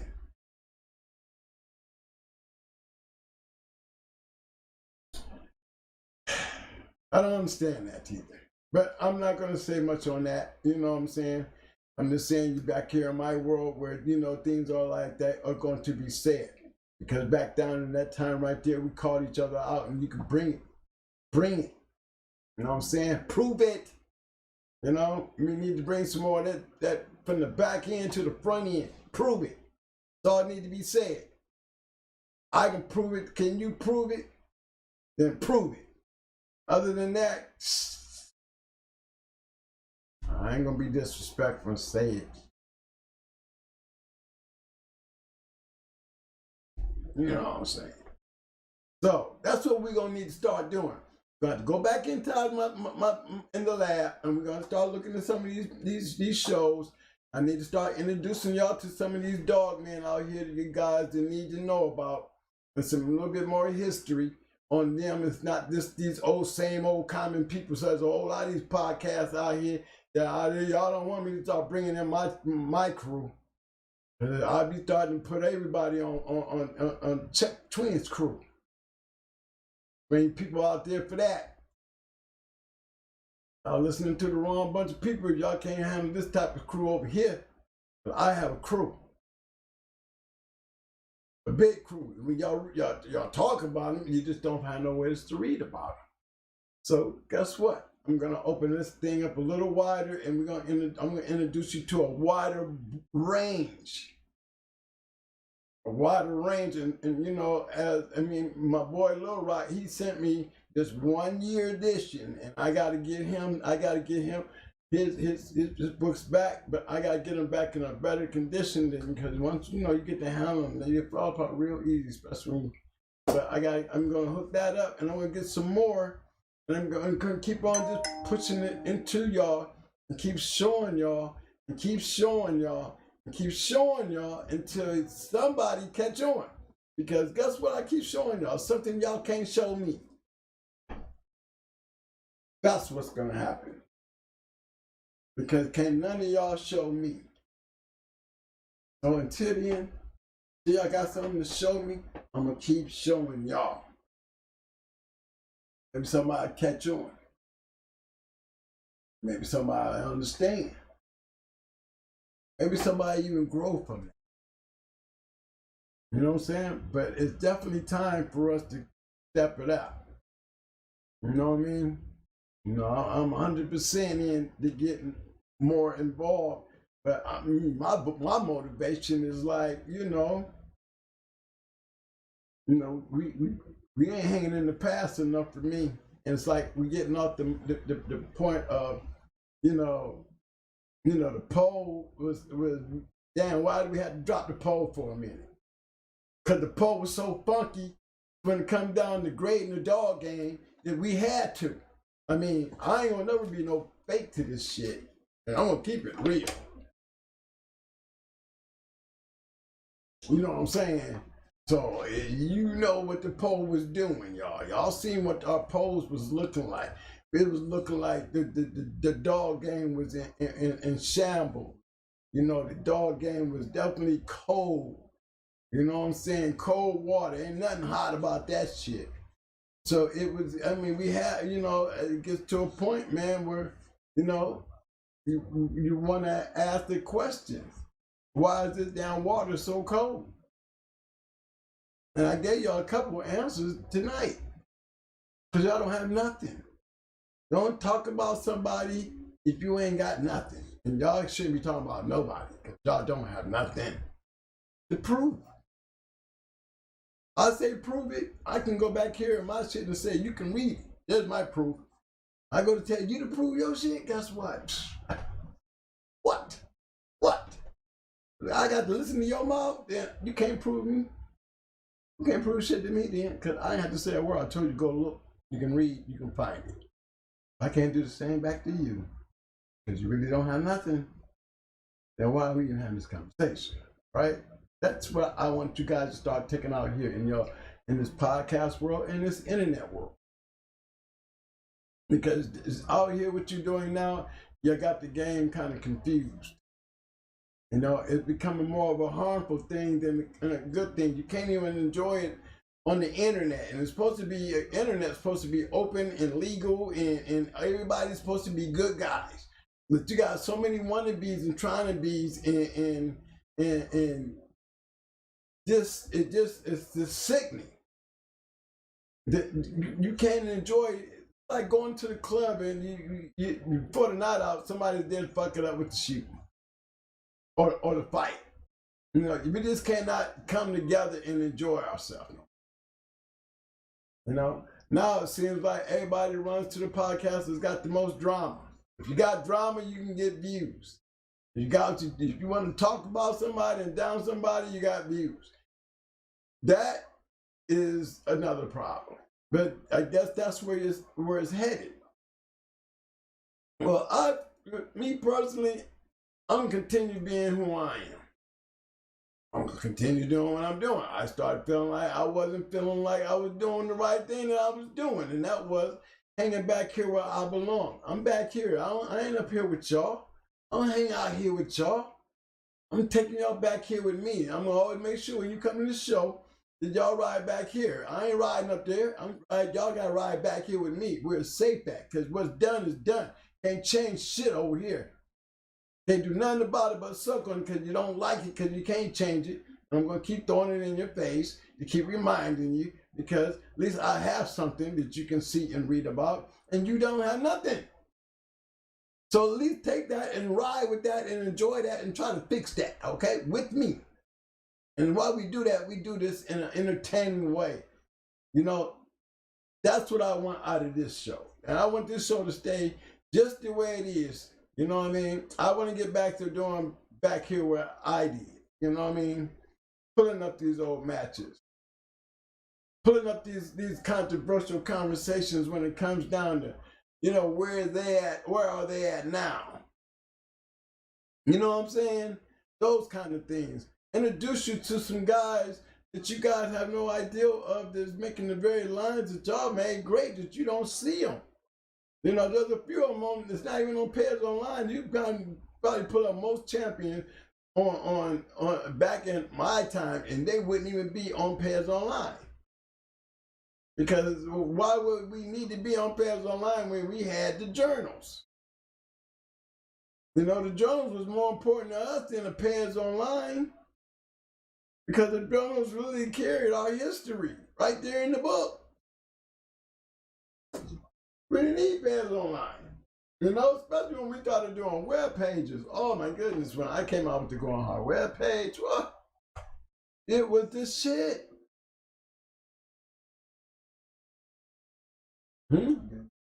Oh, Ben, you in the room? What's up, Ben? Ben, tell you that Go On Hard web page was the shit. Everybody sucked up on that. Jumped up there, you know, again. You know what I'm saying? It was, I mean, Bratton was making history. And then there was definitely something to talk about. I got to give it to him, you know? I mean, we had, you know, by the time I got to that point right there, guys, I had earned my right to be there. No, I wasn't trying to be there. I was just putting this shit down. This is what it is. That's all it was. I was just putting it down. This is what it is. This is what I'm doing. That's all it was, and it was nice, you know, just like this show. Now we put the effort into it. It's going to be, because that's what we do, you know. But yeah, man, that's what we need to do, y'all. We need to get back into some real stuff. We ain't got nobody out here on the dog handle, you know. And I don't want to be like everybody else, starting to get away from that. You know what I mean? And I don't think I have been, but I can tell you, my enthusiasm is being like, you know, you ready to get back? Yeah, man. You know what I'm saying? I got an article I want to put there. One right here. Hold on, man.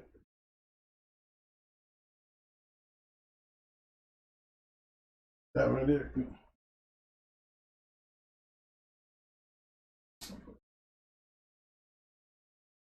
Want to go back for a minute? Well, let me let y'all know when to change up, fellas and shit. You know what I'm saying? Yeah, Mike got an article he trying to pull out. Hey guys, if y'all got any questions or anything, man, and y'all, if I ain't make nobody mad tonight, I ain't trying to make nobody mad, cause I ain't trying to be mad about nothing. But you know, come on, y'all, let's get back into the dog game. Is it ready now? Let's see. Okay, here we go.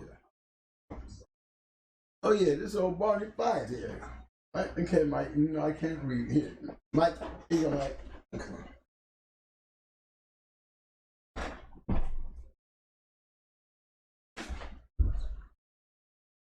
Zebo dog, you know I always talk that shit about the Zebo dog. All right, y'all. This is, you know, Mo can't read, so I'm gonna just go ahead and just read this up for y'all. Y'all just follow along. I found this to be a very interesting conversation because we've had that conversation before. And y'all know how we used to feel about those Zebo dogs anyway. But this brings y'all, now when Barney Fife, I think, wrote this, now for those who want to know this or this information, you can get in Fat Bill's books. I don't know if some of y'all have, I keep trying to tell you, if you don't have Fat Bill's books, you don't have Schoolboy's book, you're missing out on so much. You know, I dive in there and I read them. It's very entertaining reading because it still has a lot to do with about the same conversations we have about today. Barney Fife was a bad man. Y'all don't know who he is. Yeah, for those who don't know who Barney Fife is, you know what I mean? Bill know him, they know each other very well. You know, and again, he's a man that's speaking his words based on his knowledge. And as we finish this little article here, you'll understand why I chose this one to bring up, because again, I've heard this before. Speaking of things that happen now, and I think we talked about it on one of our earlier shows, because again, Mo made it plain and clear, you're always gonna find some Zebo in our shit. Because how you look at it, he always made that a point that we're gonna find some Zebo somewhere in our line. Y'all just follow along with me on this. The name of his article is Update on Zebo Dogs. A number of years ago, I wrote an article and explaining what attracted me to this line of bulldogs and what were the strengths and the weaknesses of the Zebo bred dogs. The attraction is the freakish biting power, and the major fault is the lack of endurance and gameness, which I believe they are related. So how is the strain doing? Some of it is still first rate, and a lot of it is garbage. Hold on. Where my mouse go? Oh, here it goes. And a lot of it is garbage. Those fanciers that have tested and matched their dogs have ended up with what you would expect from Zebo dogs. That is something that comes rocketing across the pit and bites bullet holes in the front end. Those Zebo dogs from match stock still provide the adrenaline obtained from watching a destroyer in action. In addition, the gameness has vastly improved from 10 years ago.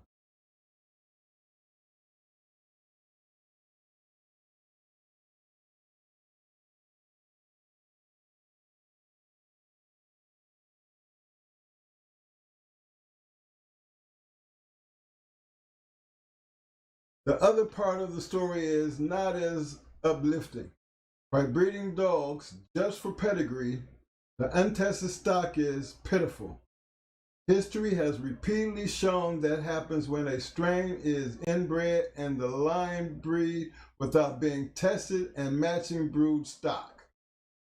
Remember those inbred Eli Jr. dogs and the nigger dogs with those powerful pedigrees 10 years ago? Well, the same has happened to Zebo dogs. So you end up with a dog with no ability, no endurance, and no gameness. If a Zebo dog can't bite, you are in deep shit. Because these dogs are not noted for coming off the bottom and winning on gameness. To further screw things up, some pedigrees have been changed, substituting not superior match dogs but any piece of junk available.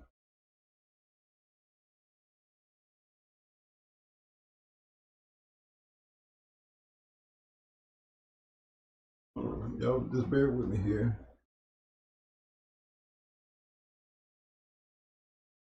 I've seen so-called inbred zebra dogs which could not be 50% of that strain. These dogs come out black or red if purebred. But who cares if they are 90% pure? Anything if they can't whoop a duck. They might as well be another breed. I found it impossible to keep the line pure and still get match dogs. Other bloodlines that work well for me with Zebo Vindicator dogs were their close cousins, Grand Champion Molly B, an 8-time winner, as well as Bully Son and Miss Poohaw Red. Supernat used Steps Grand Champion Angus and Champion Charlie with success. Now y'all see these names before. Grand Champion Ace, who's his daddy? Charlie. But you know Mo done said the story before. Tar Heel Matt has crossed his blood with Cowboy, Chavo blood, and he probably has the best collection of Zebo dogs anywhere today. Some of Dave Adams' crosses are still around and can fight like hell if bred from match stock.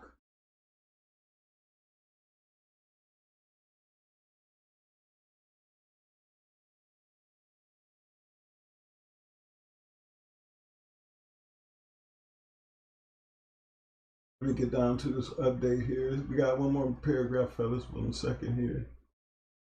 So, the update is that there are still some good Zebo match dogs out there. Just be careful about how they are bred and who bred them. BF, Barney Fife. You can have that.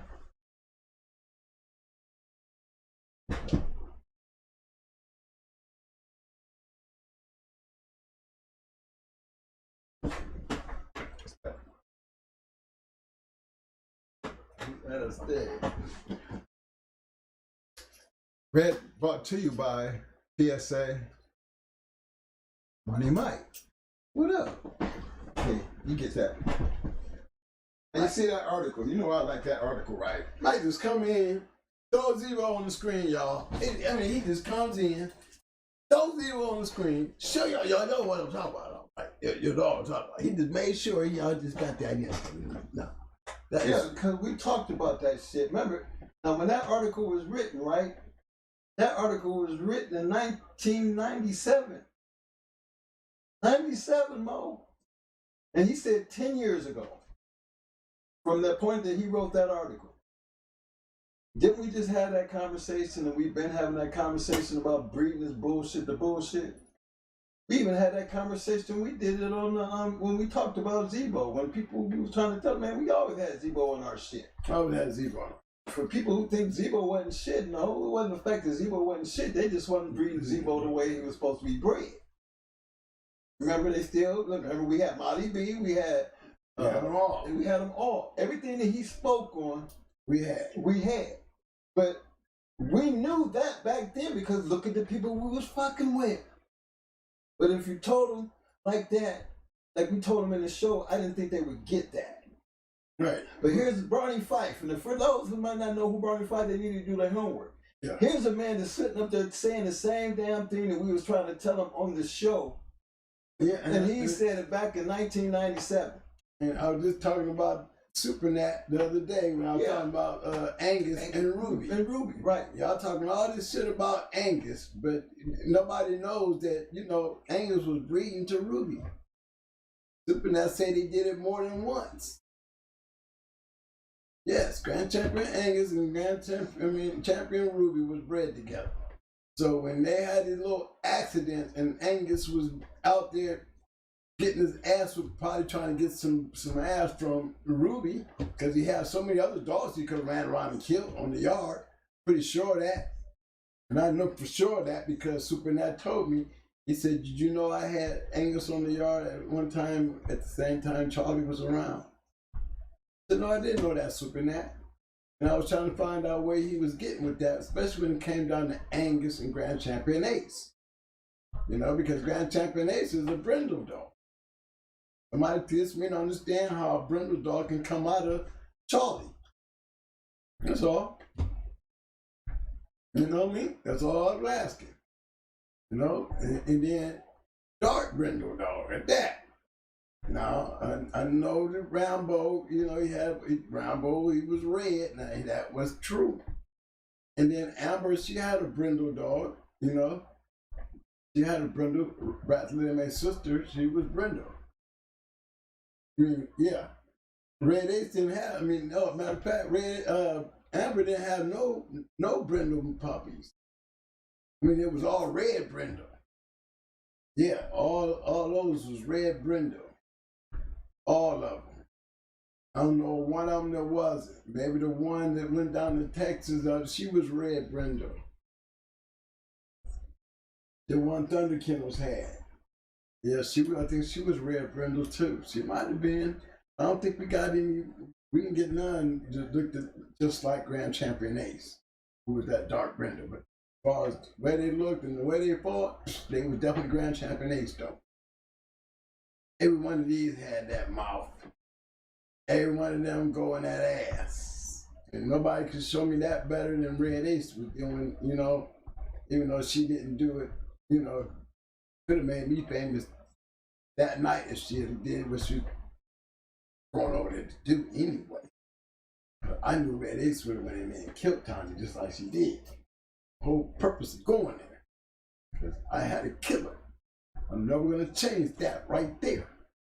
Because that killer right there is the same killer that produced all this other shit.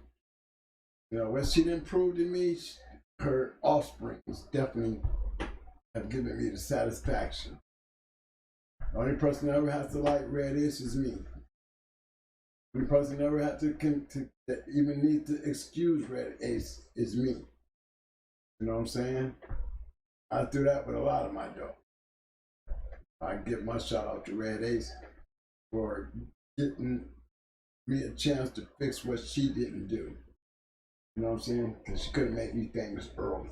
I think another one of the reasons for that article, because again, we said the same thing about the Real Boy Jocko and the Mayday, how all that shit's being watered down and how it's being watered down.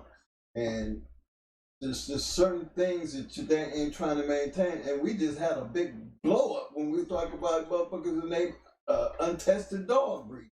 I mean, he said it back then in 1997. 1997. And we still saying the same damn 20 thing years in later, 2023. Yeah, 2023. Now that ain't something to talk about. You know, because the fact is, if it hurt the game back then, and killed the whole bloodline. But see, he's right, but you got to understand, that was 97. Right. You know what I'm saying? Yeah, that Zebo shit, they were getting wiped out because it was a whole new line of dogs. You got Banjo out there. You got Chop Chop, all these dogs out there. You got Mayday dogs out there. You got them headhunters back then. Buster Brown, I could start naming so many of them. You know, the Beach Boys, they was smashing shit. You know, Blackjack, there was, Zebo didn't have a chance. That Kingfish shit didn't have a chance. But guess what? I told y'all. Watch. Only the dogs that's surviving is all just being mad. Coming off a Kingfish, you was being matched, you still surviving.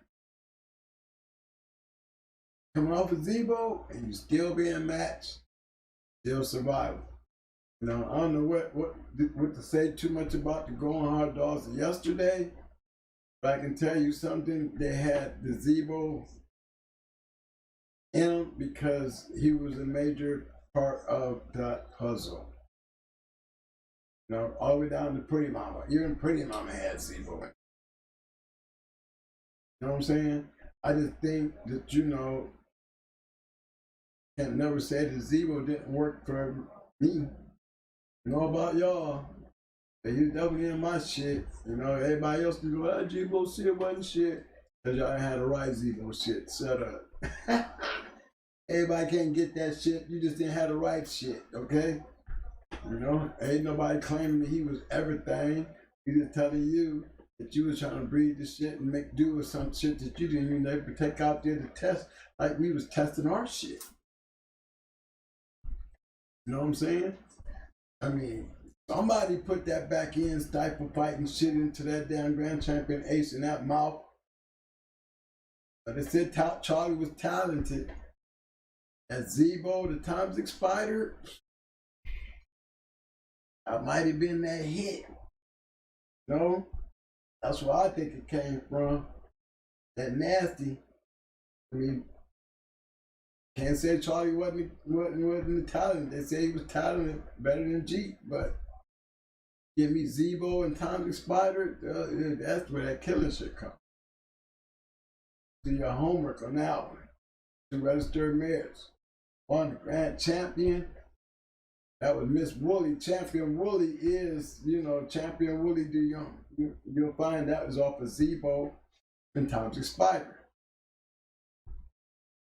Okay? Champion Woolley. That's off of Zebo and Time's expired. Ms. Woolley is Woolie's little mate's sister from that same breeding. They just bred Charlie to her to come up with Grand Champion Ace.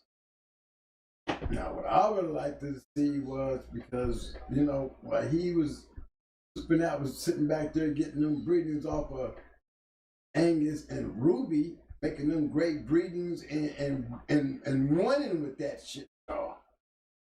You know, there's some more shit out there that y'all know. We didn't go in there and dig in while everybody's talking shit about Angus. You know, let me show you what Angus and Ruby was doing.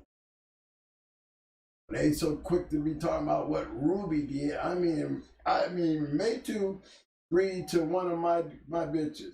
I mean, I know Mayday, he bred to Brat, and you could tell the way Brat was tied up. You know, she wasn't nice about shit. I guarantee you, you take that mask off of her and try to breed Mayday to her, I can guarantee you she gonna be whooping Mayday ass. The Mayday gonna be trying to get that ass, and Brat gonna be trying to kick that ass. And the boy gonna call Mayday trash, and Mayday give up and leave her ass alone and walk away from her ass instead of killing her. Huh?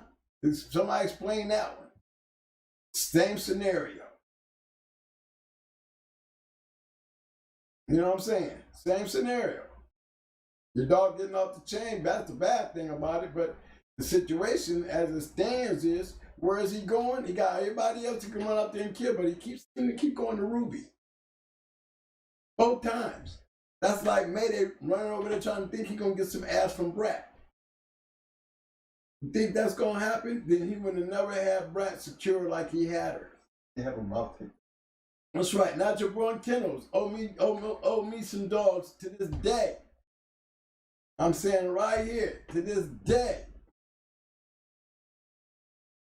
He got Brad over there to breed the Luke Kane.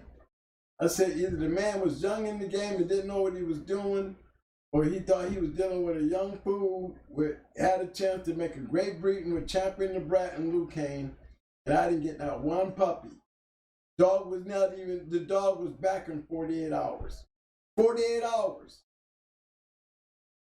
So that was like a waste of money and definitely a waste of my time. And you know what? He never made himself noticeable. So for all you people, y'all can take this back to him and let him know where he can find me, because he know I'm not lying. He never took care of me for that. You don't see no going hard Kennels, Brat, and Grand Champion Luke Kane puppies nowhere on this earth, because it never happened. So that means he owe me. He's being owing. If he's still out there messing with those dogs, he needs to take care of that. Especially if you're going to be honorable. If you people out here messing with that guy, know that's what he did. He could have been a great ass litter. Knowing now what you know, you would have spent more time on making that happen. You would have made bigger history than you did. Because that would have been a great breeding. I speak out on that. So, you know, natural born, you can always come and talk to me personally. You know, I just heard the man was still out there moving dogs, yet you was disappeared when it came down to taking care of me, when it came down to me not having those puppies, and on the simple fact that she was, I paid for her to go there, and in 48 hours you got her back. That means you could not handle Brat. Brat was too much for you because you ain't a real dog man, and that's what it took to handle her. You should have sent the money back with her. That's what you should have did. Or gave it back to me when you found out that I didn't have puppies. I was already upset about the fact that you sent it back in 48 hours. So now that has been rekindled, you know, because I guess you're still playing with the dogs, and you should have been got a hold of me and took care of that, because that could have been a historical breeding right there, my friend. Where it didn't mean shit to you back then, it would have meant a lot to me, because look, I did get some good shit off of Maddie with the Brat. I pretty would have got some pretty good shit off of Lucan and Brat too. Big shout out to my man, second time with the 5-piece. He said, YB and the boys in the truck sending love. Not the boys in the truck. Y'all, boy, you running around with the boys in the truck. Y'all ain't out there, man. Last time I caught y'all playing up there in the connect. Y'all was up in the connect. Y'all hope y'all to move closer to home, man. Y'all stay safe out there. Shout out to YB and the boys in the truck.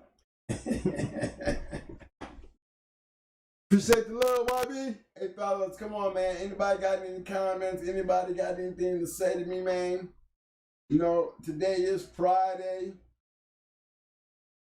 You know I said a couple things. You know, anybody got any more opinions to make? You know, I know I thought. Shout out to my man ODG Bulldogs. He said, I like Bolio, especially coming from that champion 357. Now, see, man, you talking about the right thing now, son.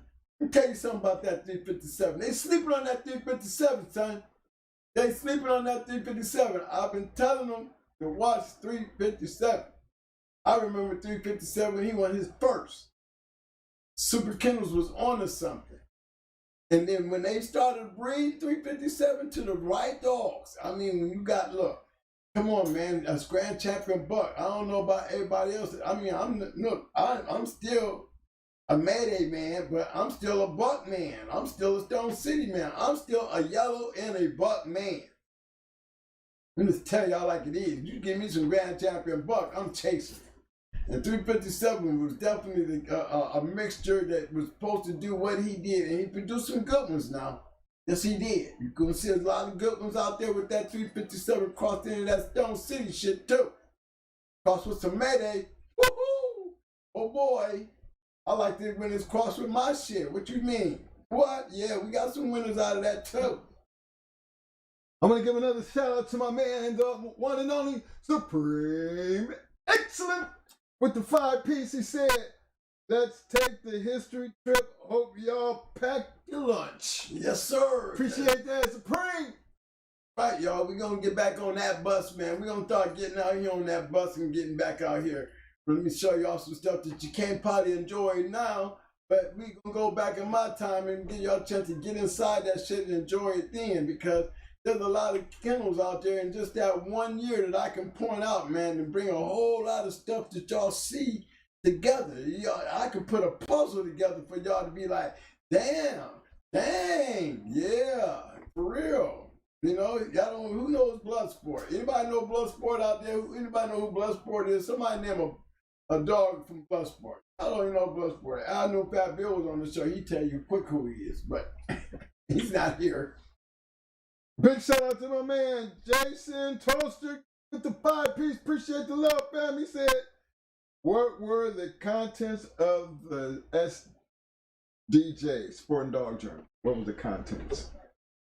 The content, well, you know what, it's better me show you, you know, so you can come up with your own conclusions. You know, what's the name? Jason Doster. Jason Doster. Let me show you. I'm going to show you better than me telling you, because you can make that your own conclusion. Because for me, the only reason I wanted the journal is because, one, I recorded matches in it. You know, and I recorded matches that probably needed recorded. Like, you know, the great ones like Barracuda and Twisted and Luke Kane. Well, STP had the Luke Kane stuff, but a lot of many dogs weren't being, you know, recorded. And then even by us moving around and we going into these kennels that we was going into, you know, y'all beat us, y'all get ones. Some of them guys like, let them go. I ain't getting no one for them, but you know, down the line they finally got their recommendation. They recognized, you know, never say never. They never did, you know. We didn't get no one for whooping them. You know, down the line they was great kennel and shit. You know, I mean, church boys, you never know. You know what I'm saying? We didn't get no one for being them. You know, but these are still great kennels. They wound up getting ones. But you know what? Every one of them was recognized kennels, though. You know what I'm saying? And you know that was the key piece back then. You know, a lot of the guys that was coming in, they was coming in with some good dogs, but they was running into the fast lane. I mean, I'm fast lane. You ain't expecting everybody to beat me, and I'm running around with these dudes right here. 80% of the time, I'm gonna win. Yes, I mean. It wasn't like we got to pick. We ain't picking shit. I mean, I don't pick. And I'm doing too much traveling to be picking. I don't know nobody. How in the hell do you pick and you traveling every down? For real. You know what I'm saying? You don't know who the hell you're going into. You just got to wait and you're going there. We don't know these guys. We know them now because we got to know them. So when somebody go to you picking, you only pick them when you're staying your ass at home. And you're picking who you're letting in your yard. When you're traveling, you don't pick. You pick whoever. Yeah, I picked this spot right here, and this is where I'm going. I don't know nothing about you, who you are. It could be the next Grand Champion Zebra. I don't care. I'll find out when I get there, though. Okay? I'll be there, too. And that's how it was. So, you know, can't even kill that. So don't even try. If you stay at home, that's your fault. You open yourself for those pot shots. You ain't Ricky Jones. Ricky Jones, he stayed at home and everybody in the goddamn country went down to his yard and did dogs. Shit. Wow. He had a spot. Exactly what it was. So there's no comparison to Ricky Jones. So stop it. You didn't want to go nowhere because you didn't want to travel. You know? And you didn't mind going around with the local boys and being king of the local boys. Our local boys, we travel to, you beat us up, we're going to jump on your bandwagon. We're going to go somebody else's place and beat your ass up. And we're going to jump on his bandwagon and get all our money back by whooping y'all. Exactly what it was like, just like that. Talk shit, get mad because I sound like I'm being bold about it, but when you got dogs like Luke Kane was out around, then you had Twisted running around, then you had Brad, and you had Pretty Mama, then Barracuda. You know, you had these kind of dogs running around in that area there. You know, it was pretty nice, especially coming off them wins with Satan and BJ and Charlie running around with them fellas and Mau and them. I mean, it was a hell of a ride with the Abrahams and McNasty and the boys. It was a fun-ass ride. I mean, down with Jesse and Big Mike. I mean, man, come on now. Yes. There's not too much losses going through that little crowd there. So a person can take care of a lot of dogs running like I was running. You know, I had the perfect fan bus. Perfect. Come on back here, y'all, take a ride with me. Yeah, you heard all those names? Like I said, I challenge anybody who think you was something back then. I challenge you to any one of these names that I put in front of you. This is the crew that I ran with. What was your crew again? Don't ever doubt. Don't shout. I will make you play to play. Pay to play. That's right. I will make you pay to play. Because that was the game. These were the real guys. These was the real kennels. You know, like I said, we know those, but you don't know that there's more to it than them. You know, Ram is dead now, so, you know, Flash, he gonna probably fall to the wayside. You know, True Colors today, he'll probably fall to the wayside. You know what I mean? But no, they won't. In my world, Yard Boy, put you on it. I'm gonna put you out there, man, since you're in the room. Yeah, Yard Boy is working on my book. Right, y'all. So y'all can go point at Yard Boy. It's a little late on getting to the bookshelf because Yard Boy. But Yard Boy is doing a great job. Y'all are going to love this book. I was thinking about coming out with this, the volume one. Volume one is just going to introduce us to the world, to y'all. You know what I'm saying? Gonna have, like I said, them matches and all those dolls that came out online. We're gonna go through those. But then that second book, it's just gonna consist of almost like a complementary to the first book. Now that you know the kennel, now watch what the kennel does. Seeing all that shit? Now we're gonna put it in a bigger aspect of why were we able to do that. I'm gonna show you the whole reason why that book became that book. And then I'm going to go get all of them. I'm going to go out there, all of them. I'm going to go find Big Row. I'm going to go find Armin, Fat Stan. I'm going to find all of them. Man. I'm going to find all of them. Because they all had something to do with it. You know, I can tell my stories about James Atwood. I can tell my stories about Atwood. We always heard them. Don't forget, we're going to always talk about James Pope. James Pope is always going to be my story. You're going to always talk about my silent kennel partner. Only a few people in the world know who he is, but he's still that famous. That he could probably be one of them famous KPs. You know, everybody won't never know, but he is the key factor to going hard kennels. He is the plug in everything to this kennel. This guy was, and when you see the work. All I did is took the work and put it to work. He put it together and I put it to work. If it was going to work, it was going to work in my hands because I'm getting out there. You know what I mean? And that was the thing that worked with us, you know? And it was through him. I mean, look, dog, I got who, not too many people can sit there and say that they got the Legion of Doom on their win list. I can. Talk shit about Tuck, ain't got best to show on him, okay? Can't too many people say that, so I can say that and feel proud to say that because you guys don't know the Legion of Doom. I hear about them. You heard about Grand Champion Luther, you heard about Grand Champion Duke, but you see what kind of dogs these were, right? You're not going to hear about the Legion of Doom until they got one to come out, and when they got one coming out, they don't lose. So for me to come in as a young buck and smack that ass and get a best in show, that just went down to my history book. And then to come back years later and the man telling me, ever since y'all did that, man, I followed you, boy. Followed you and was proud of me.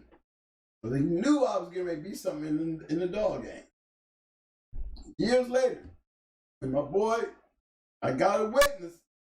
Can't tell you, yeah, that's what the man said.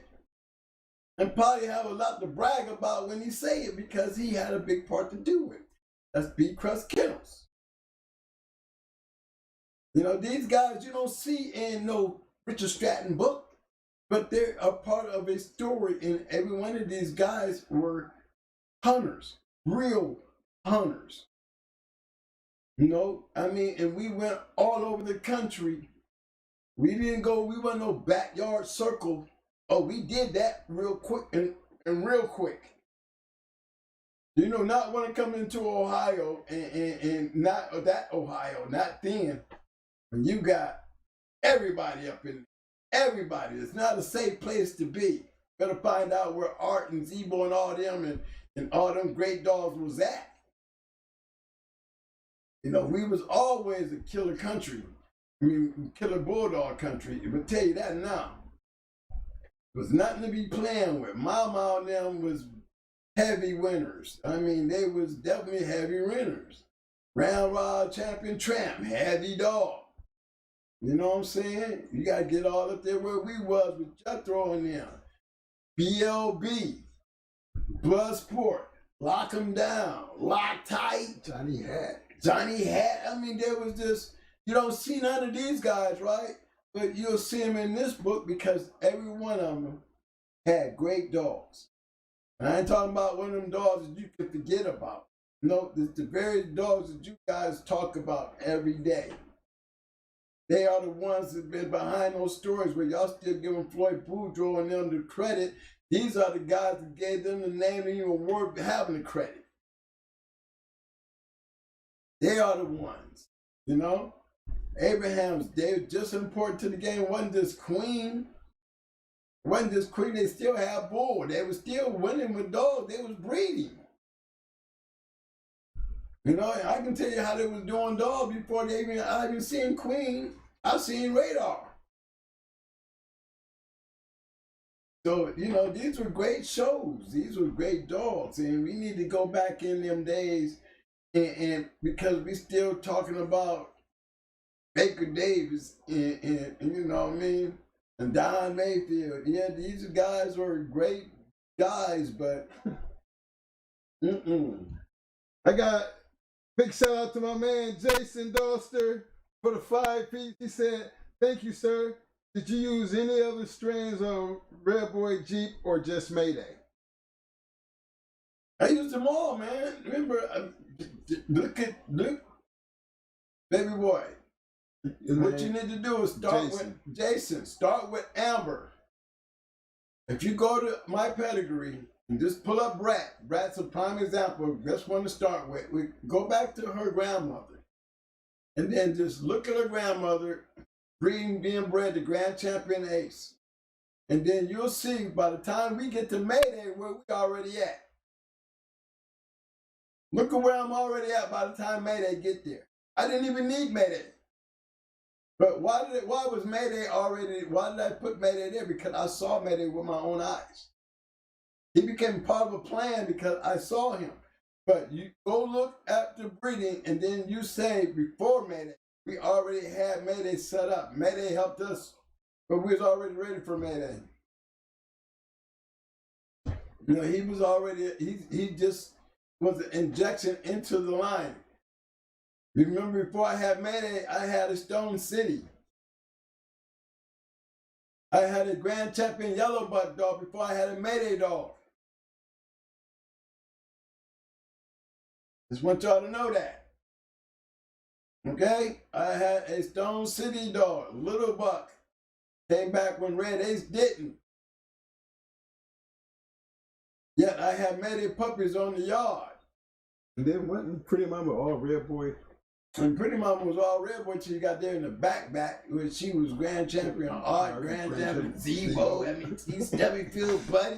See, the whole Taraj, the whole Ohio Taraj was up there in Michigan. There's no Mayday. We had goddamn Pretty Mama. You can't get no more Red Boy than her. Yo, Mama wasn't even on the yard by the time that. Remember, Mama came on the yard when we moved Little Mayday up there and bought Mama back. Yeah. But other than Mayday, we still had Red Boy Jeep just in her. I mean, Red Boy just in Pretty Mama. But she came later. I mean, he said before Mayday. Before Mayday, we had little Mikey and Judo in there. Any other strains of Red Boy or just Mayday? He didn't say before Mayday. Were there any other Red Boy Jeep crosses we had other than Mayday? Oh, shit, yeah. Look at all them damn ones we was breeding to. Shit, I bred the Little John. Remember I bred the Stone City? Don't forget them. Yeah, who were the other ones? Apache? Angels Apache. Angels Apache? Yeah, I was breeding the Angels Apache when I saw Mayday. Yeah, so we was definitely, Mayday was just a addition to something that we was already doing. Remember, I bred the Stone City Bozak. I mean, a hardcore Kennels Bozak. Remember, all these is everybody outside of Mayday. You know, I was breeding the other dogs. I bred the Jake the Snake. I bred the Walk-em-all Champion Little John. Yeah, I mean, you'll find out twin bred to all them champions. You know, you ain't breeding nothing but champions. You believe that. Nothing but. I don't breed nothing but champions. give me that proven shit. There were number working dogs. There weren't working dogs. They ain't getting no working dog. Don't tell me about it. I can read. That's the only reason I'm knocking on your door, because I can read. You know, that's all I can say. I can read. I'd have bred the 357. I would have bred to him. I was trying to get to him because I wanted to breed Brat to 357. Woo! I know y'all like, what? Yeah, I wanted to, man. Sure did. Yes, sir. That was the breeding I really wanted to get. 357 and Brat. Mm-hmm. And my breed of the year with Pretty Mama, I wanted to breed Pretty Mama to Tampy and Tuppy. Yeah. Mm-hmm. There was two good ones that I never got a chance to get. You know, remember I had Sir Kel on my yard. I had Sir Kel on the yard and didn't get nothing out of her, but one puppy. And even in that, I had bred her to Buck Rogers. That's her goddamn nephew down there. Yeah, her little brother was his daddy. So it was like, she came in good. I bred her to May too. And didn't get nothing. You know, and then had Ugly on the yard. Stone City's Ugly, I had her on the yard. And refused to breed her. Refused to breed her. So there was not just Mayday, you know. My dogs got Mayday in them because, damn, you can't take the fact that the damn shit worked. So, I mean, give the credit where it's due. The only reason we talking about the shit because it did something. So we got to look at what dog is in there and say that's what did it. That shit right there. All that shit right there. The only reason we talking about this shit, and we keep saying Mayday, but to me, it was a combination of Mayday and the Stone City that broke the thing open. It wasn't just Mayday. To me, it was Mayday in the Stone City. And before it was Mayday in the Stone City, it was Grand Champion Ace. Oh, I'm gonna keep on giving that shit to Brat's mama, because that bitch right there was what created doggone hard dogs. Anything added to that right there, one thing didn't get taken away, and that was what Grand Champion Ace put in those dogs. That's one thing, you know, we can call them Mayday because Mayday there, but I'm going to keep on calling them, it was growing hard dogs, because what Grand Champion Ace put in Red Ace passed down, and it's still what, you know, the thing that the growing hard dog stood for. That back end, hard biting shit. My man King Josh, shout out to my man King Josh. He says, so who threw your best acting litter as a whole? That would be the breeding that I made to the Stone City Cross. The Stone City Cross. Baby, Buck Rogers, Yellow Day, Bucko. Them boys right there. That was the crew that introduced the world to Stone City and the Mayday dogs. That was the first breedings right there. That litter right there, Hardcore, Stone City, they all had a chance to stand there and watch why that beef went right out the window, and they made that shit work. They went and got them dogs and bred them. All based up on what they saw those puppies doing. Yeah. That would be the ones right there. And you got it what? Baby got 4 champions out of her. Buck Rogers was a 2-time winner. I got robbed because, not saying that, I could have predicted the outcome, but I just think it would have been the fight of the year. Buck Rogers going into Kunta. That was the thing that I was going to use, to fix up my Red Ace going into the Grand Champion Tommy Boy. There was 2 great dogs. They both had them big ass heads. One was a Boyles, one was a Mayday. We were going to figure that shit out, and I believe, dealing with me, I felt like it was going to be the fight of the year. It was robbed, But my intentions were there because I had to know what kind of dog this dog was. Hey, if Nico was great, Yellow Buck was great, Nico Jr. was great, all them Stone City dogs, and I'm sitting here with a Mayday Stone City, the first one, and on the way these dogs all became great after all that, then I knew what I had. Because those two dogs were great dogs on my yard. Answer this question. Grand Champion Buck. Somebody, we never seen Buck go, did we? No. You know, we didn't see the Sandman Grand Champion Buck match. We saw Samson. Zeke.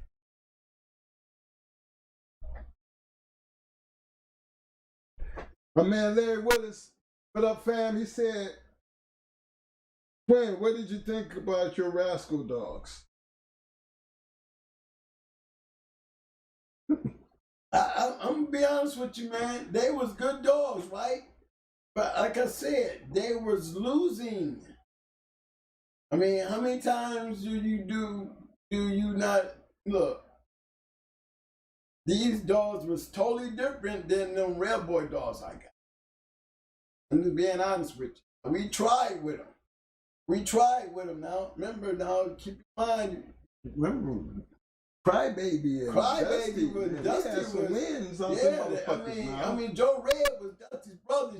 He quit on Ratchet, and Ratchet was a Eli dog. You know what I mean? I mean, you gotta look at the dogs that we had during that time. This is what we was working with. We wasn't working with Red Boy or Mayday or Stone City. These are these first dogs that we was messing with.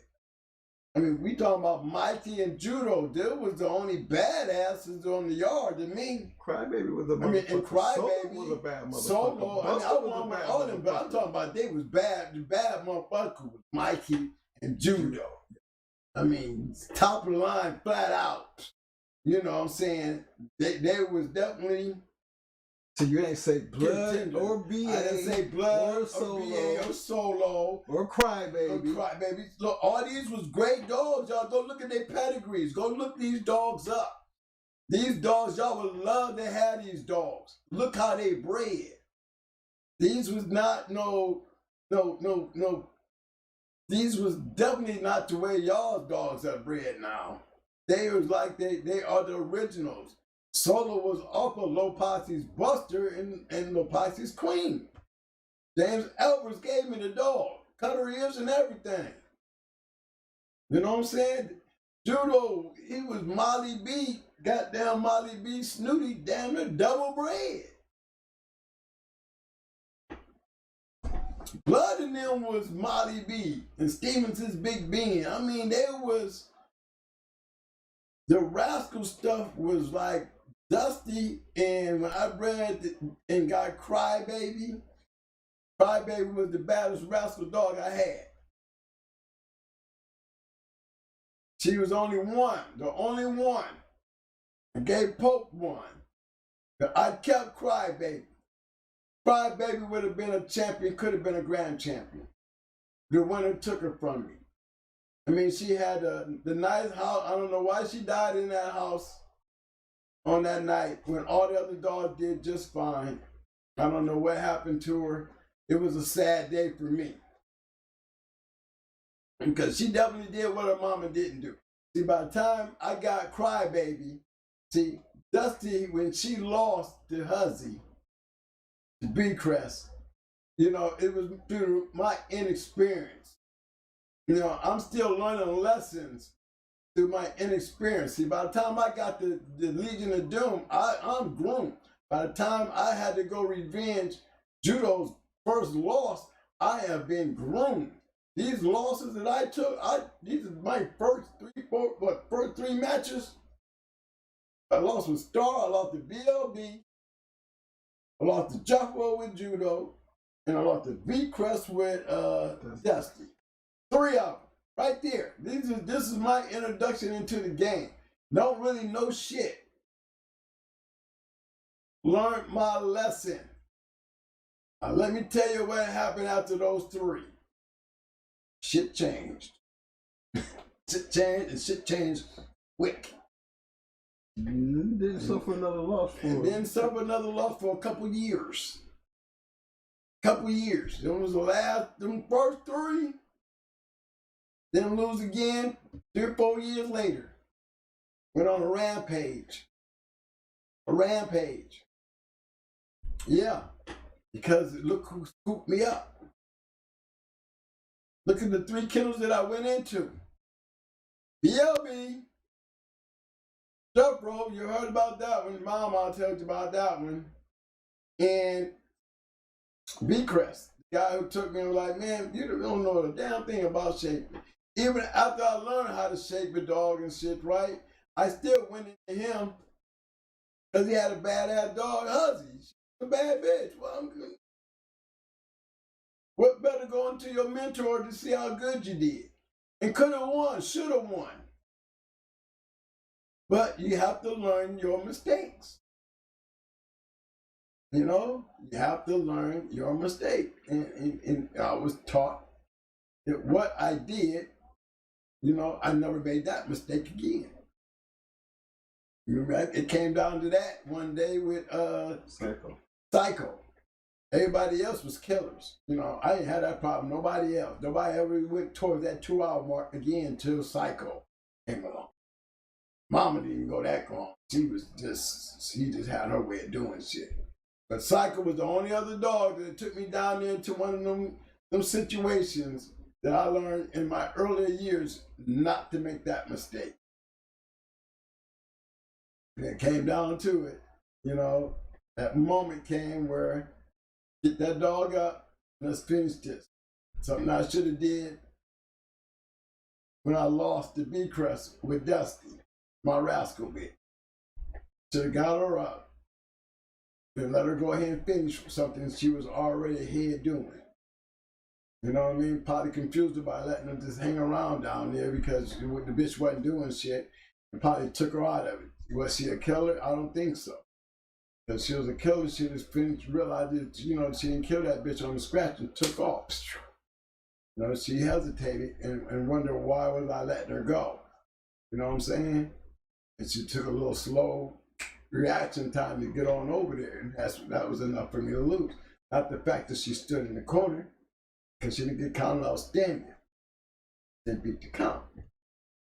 Another lesson where I should have won. You know? And remember, the next loss I did suffer was Red Ace. But I always take the Red Ace loss as a learning lesson, and I really don't take it to heart because, you know, the biggest lesson I got out of the Red Ace match is you just can't take them and do anything with them. You know, there was, you know, things could be, you have to learn when to say no.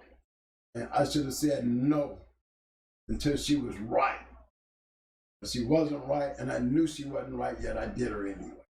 That was my fault. Did she lose the fight? Fuck, no. I'll never tell you, you know, I lost the fight.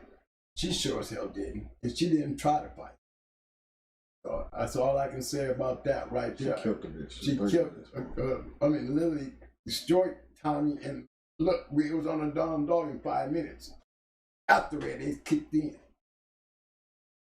After taking all that ass whooping, not trying to fight, took her 5 minutes to kick on and show the world why I was over there going into that bit. Because 5 minutes, we was on a down dog. That quick. That's all I got to tell you. That's why I don't take the Red Ace match as a loss, as her losing. I always take it as my loss. You know, her, because she did Tommy Boy like she was supposed to do Tommy Boy. She just didn't do it in the dog that I knew she was. She wasn't all there. But what little was there, she showed the world why she was there. I felt her. Mm-hmm. But yeah, man, all this stuff, man, I'm gonna have this shit in a book, man. It's gonna be some real interesting stuff, man. I'm gonna tell you about them rascal dogs when there was a line of them mugs down there. Dusty had some brothers down there. Not only Joe Red, you hear Pope talking about Joe Red was also great, even though Joe Red quit, he wasn't gonna, you know, he beat up everybody else. because he was a good enough dog for him to brag about. But the fact is, he did get his ass stopped over there on our yard. But he was a good dog. He had a brother named Bandit. They was matched. Dusty and Bandit was matched. Why did he match Doreen? We never know.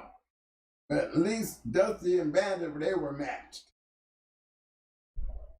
And keep in mind, guys, all these dogs was off of Wood Shirley. Yeah, Blackjack's grandmother.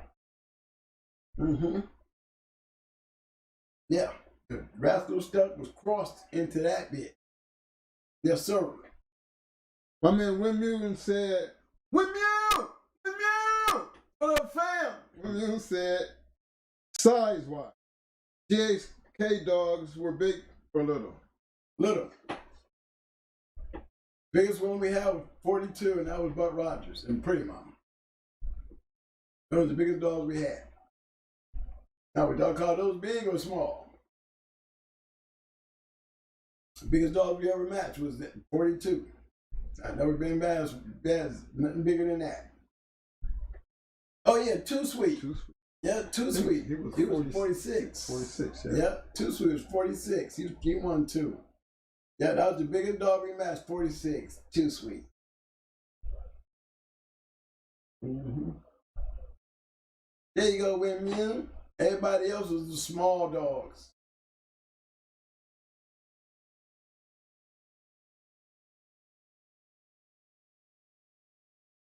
I want to give a big shout out to my man, Mayhem Kennels, representing Arkansas, Louisiana Combine. What's up, baby? What up, fam? My man Larry Willis. My man Viking Family LG, representing School in the house. What up, fam? Viking fam. Yeah, a lot of respect. They really don't have much to say, Mo.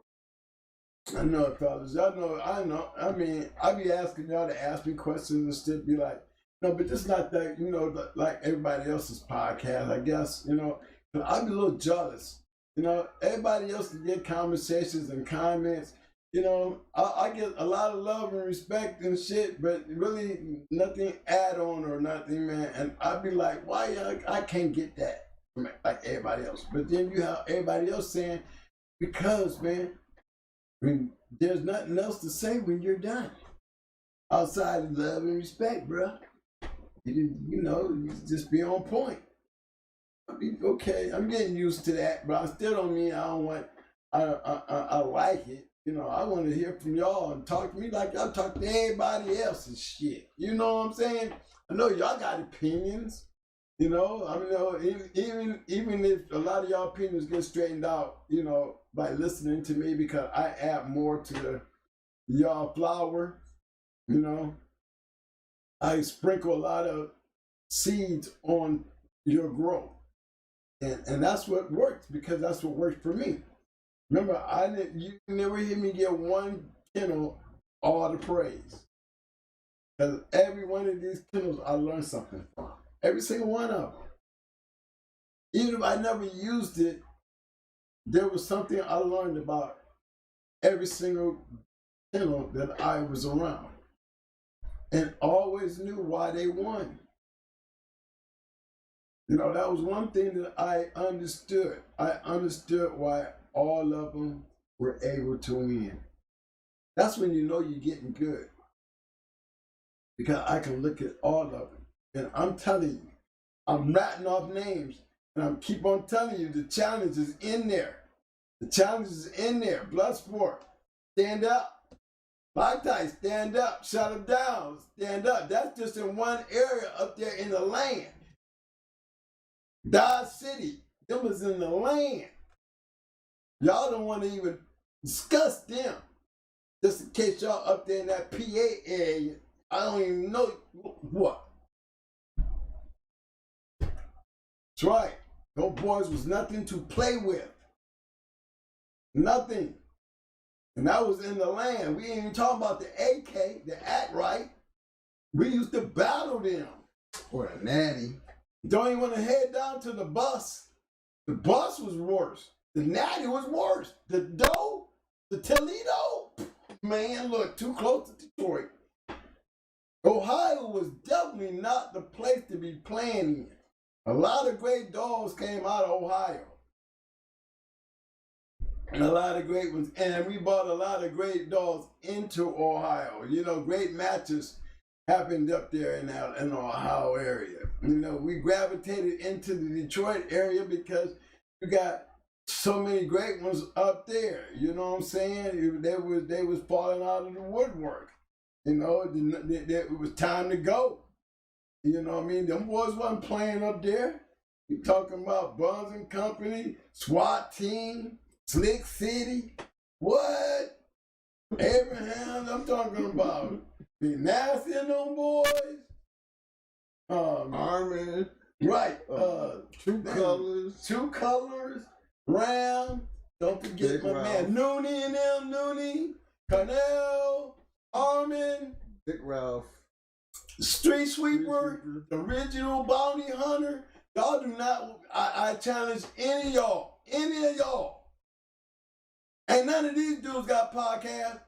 Ain't none of these dudes got podcasts. Ain't none of these dudes got podcasts I'm talking about. I'm the only person out here representing all of them, and I challenge anybody. Anybody out there telling you They were nothing. these dudes was nothing to be messing with. Nothing to be messing with. I saw great matches from all these guys. It was like a common thing to just see them match and know they're going to win. Very seldom did they lose. I seen Big Rob lose on a 2-to-1 bet. And that 2-to-1 bet got very, very expensive. For the dog that I've seen, I keep telling you, I saw a dog quit in 9 minutes. My KP took that dog and went into a 2-time winner and beat her. Right. 2 hours, 30-some minutes. 2-to-1 odds on her head. 2-to-1 odds on her head. That's my KP shit. That's her. Beat Crust ain't never beat. Champion, 2-time winner, didn't matter. Ain't never beat. Never beat. Your body's just aggravating when I say that, but it's the truth. I'm telling you. You can whoop everybody in the country, but you just couldn't whoop that one. You just couldn't whoop that one. My KP. That's goddamn Earl Tudor to me. He made me. It's like all these other Kennels out here that I was around. I am a creation. You know what I'm saying? If I was Highlander, I was sucking all their powers in. Cause you know what I'm saying? Cause I was getting the wins right along with them. Look, if you know when you're getting invited to a lot of shows, to a lot of great Kennels, then you know you was in there with the fast lane. Because in the fast lane, we traveled to get where we had to go. It was real nice to finally have a couple great shows at home, but the whole country was coming to us. We had a couple. We threw a couple. We threw a couple our damn self. I'm trying to tell you, it was feeling good. We went out there and touched the country, and then the country came back and touched us. I mean, it's sad to say, you know, country got, you know, some great dogs got snatched up in the act right. You know what I'm saying? When they got that raid on them, what was the name? Pistol Texas Pete got taken that night, and he was a great one. You know, a lot of good Kennels got knocked off. When I was up there in Romulus, you know, some great dogs got lost that night. I was over there in Orlando, you know, some great dogs got lost that night. You know what I'm saying? And one coward ass dog man got away with his dog, you know. I mean, great dog got taken and a good one got out. You know, a good dog that everybody just fell behind this dude and thought he was the greatest. Y'all know who he is, you know. Shout out to my man, Jason Doster, coming back to another 5-piece. Jason, what's up, baby? Jason said, thank you, sir. What were the hottest states and the toughest competition you went in when you guys were active? Come on now. I'm gonna tell you like this, boss. I'm gonna tell you like this. I can't tell you the hardest, because when you winning everywhere you go, I can tell you what dogs we was taking that was winning everywhere we went. So I'm gonna tell you, all these dogs was great dogs. Grand Champion Satan. At Grand Champion Satan, who went 5 states. Was any of these states tough? All of them was tough. I mean, they talk about Boom rubbing shit. Guess what? Boom then ran into Akron maybe 4 times. And you know, and I don't know what they're talking about back in now, but I can tell you about in the den. I done seen Boom 4 times, and I can put it like this: 3 of the times he lost. And he lost to great dogs. So I don't know all this other shit that they say. What he did, and I don't know this known, he was a rubber, that's some bullshit. He was never known that in our time. We got a lot of great dogs. The brothers place that I would have to say would have been Rochester, New York was 1. I would have to say that Flint area, them Saginaw Flint area, boy, that was number 2. I'm about to say them boys wasn't no joke. The Detroit area wasn't no joke. That Pontiac Romulus wasn't no joke. That Pontiac area, Michigan area, where them boys wasn't no joke. I mean, Carolina, goddamn Carolina boys wasn't no joke. South Carolina and North Carolina, they ain't wasn't no joke. I mean, in Tennessee, them Turk boys shit wasn't no joke. I mean, Tennessee Dog Pound, all them in Tennessee, they ain't no joke. I mean, you got hunters everywhere. You know, I don't even think it was no hardest. They were all hard. But none of this shit no walk. If you ain't got the right dog, you're gonna lose. I mean, you have to really, these are dog man guys that there was money involved, but I'm talking about, I don't think it was more about the money. I'm telling you, I know why I'm such a hard dog man, because these was dog men. These dudes treated their dogs like gladiators. Okay, you make me respect my shit. You know what I'm saying? Because you see them winning, you want to win, then you better act like you know. I ain't no dumb motherfucker. I'm going to pay attention. Okay? And I ain't have no problems learning nothing. I got to Florida, did the same thing to Hardcore and Stone City and Sean and all them up there. Dang, what was Sean and his name? You know, the one that had Sparky. Sean B. You know what? No, he has Sparky up there down here in Florida. Y'all know what I'm talking about. He had Grand Champion Sparky. Yeah, he was a good dude too. If it don't be for him and Mike, you know, that's how we was able to get in there and get those breedings off of Wacko and Emmett. You know what I'm saying? And California Jack, you know, these dudes, remember, I done already been around the country now. I'm just now selling in Florida, and I'm running into all these guys. I'm going to talk about the guys all up there in the Tallahassee area. You know, they ain't no joke. You know, I went up there and watched Cass lose his champion. Yeah, he lost his champion up in that area. In Pale Rider, he lost Pale Rider up there in that area. You know what I'm saying? These were some badass dogs. He lost with those dogs up in them areas. You know what I'm saying? Shoot, to get down there in Ricky area, boy, you know, you know, they was getting their head cracked a little bit. But with just some of these kennels that just they wasn't losing. You know, you know who they were. You know, that Baltimore area, that New York area. I'm talking about the ghetto boys. Look at this. I mean, yeah, them boys was bad. What was their name? Damn, why I keep calling them ghetto boys? It wasn't called the ghetto boys. You know what I'm talking about? I had that champion Mikey dog. And then you have my boys like the ones that had Pandy. You got damn, you already here we go. Here my mind is, I must be getting tired. I need to be hitting something. But damn, the dude we got Millbuster and Hell on Earth. and Prozac. Look, all these people you hear me naming in these areas, right? These are where these dogs are. These areas I'm going in, these is pockets that got those hunters. These is pockets that, you get your, ain't too many of y'all running out there saying, I done beat these boys. Remember I said I challenged y'all. Remember I put it out there. You hear these names that I'm saying, you know, if you in that area, you know who they was, and you know they was nothing to be fucking with. So these are all areas that were hard areas to win. Crossroad was a hard area to win. You let Crossroad tell it.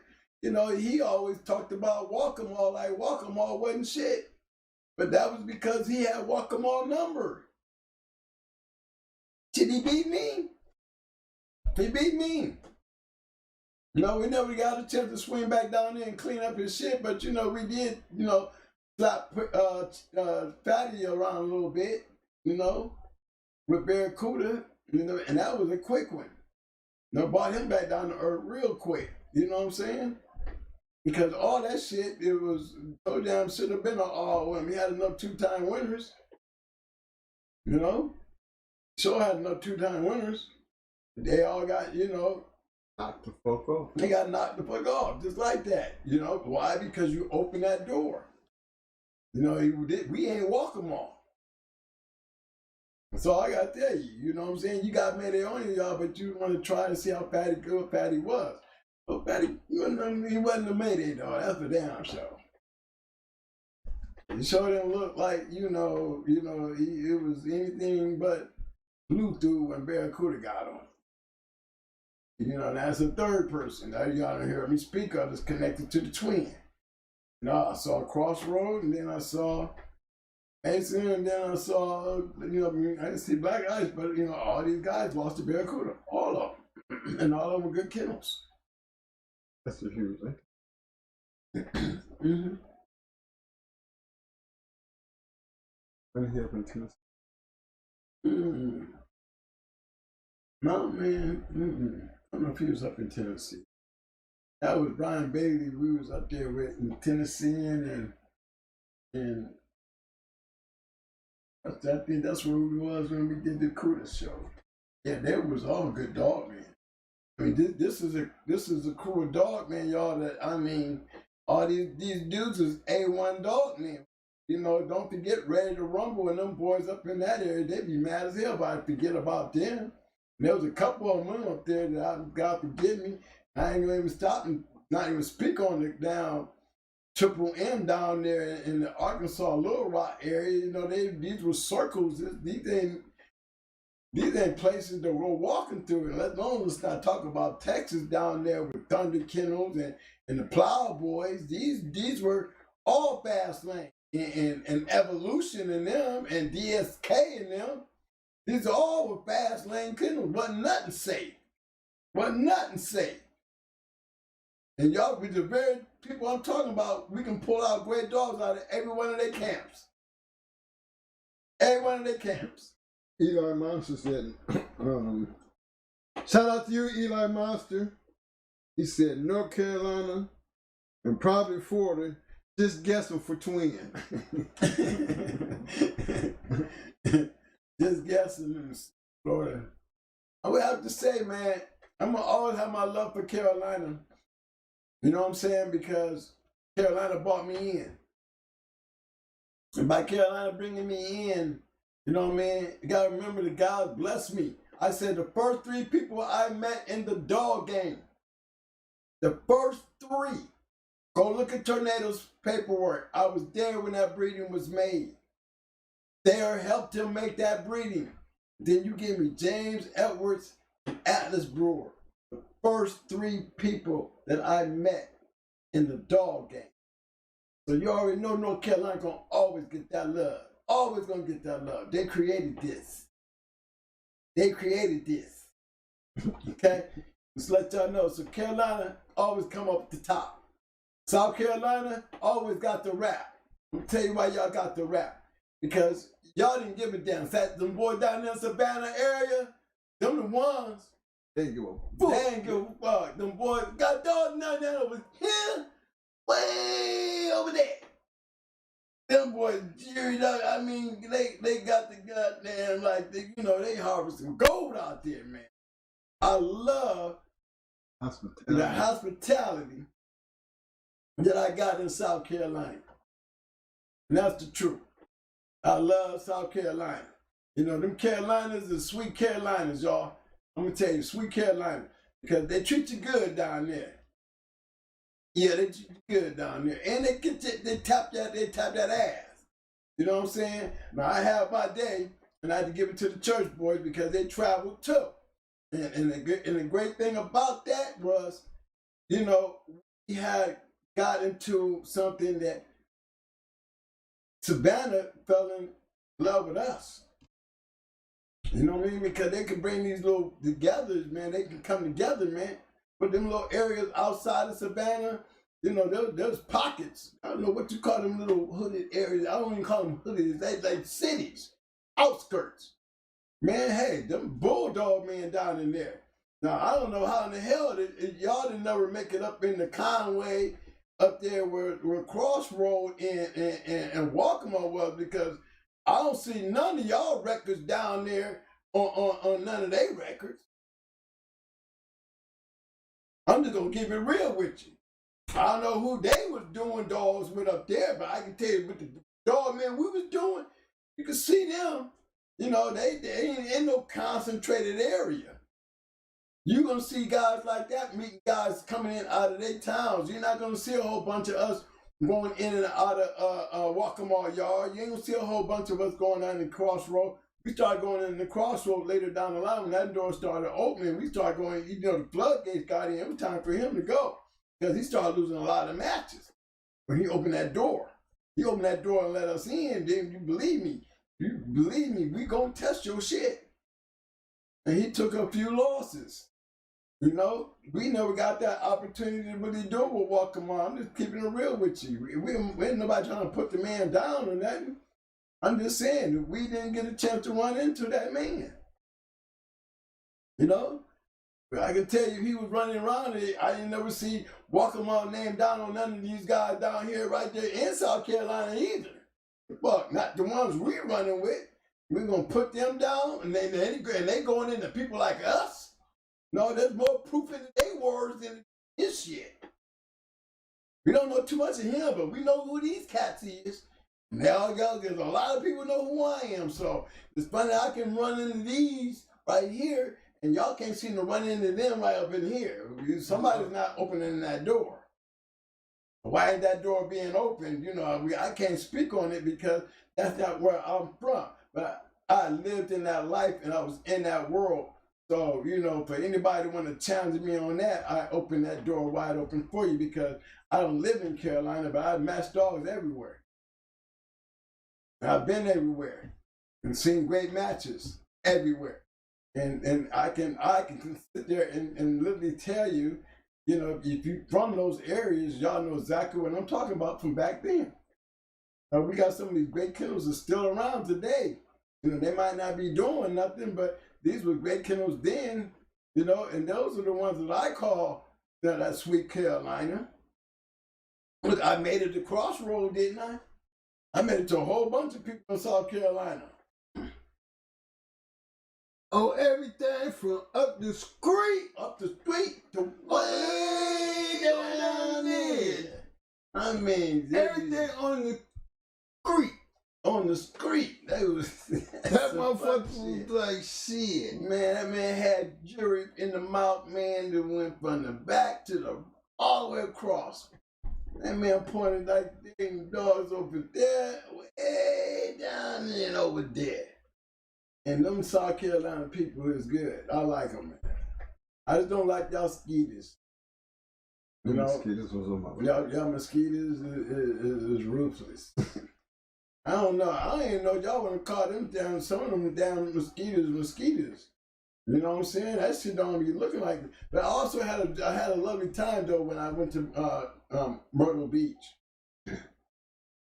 Yeah, we did have a nice time. Myrtle Beach was a nice place. That I really enjoyed. I even started going up 95. And going up that way. I would always stop by Myrtle Beach. You know, there was one little funny restaurant there on the boardwalk. Yeah, I always went to that because it was just a nice. You know, you could press somebody by just taking a little stop over in Myrtle Beach and enjoy yourself. So I enjoyed all that shit, man. I enjoyed all that shit.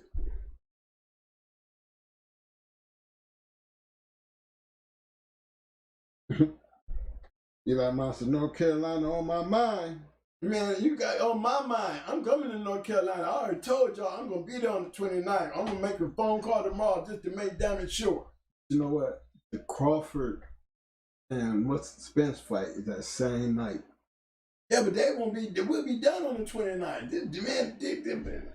You need to take the fire stick with you.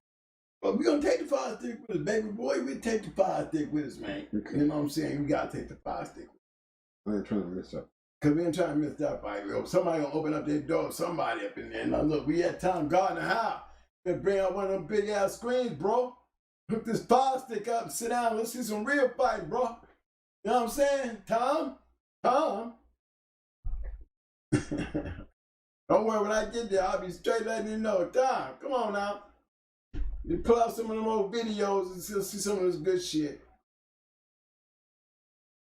You're like, hey, come on, tell me where you got Frisco at, so I can go over there and see if I can get a DNA sample. Make sure we got the right shit out here. You know what I'm saying? Check all y'all shit. Fat Farm Ray, he said, twin, what about Cat Dog Spank?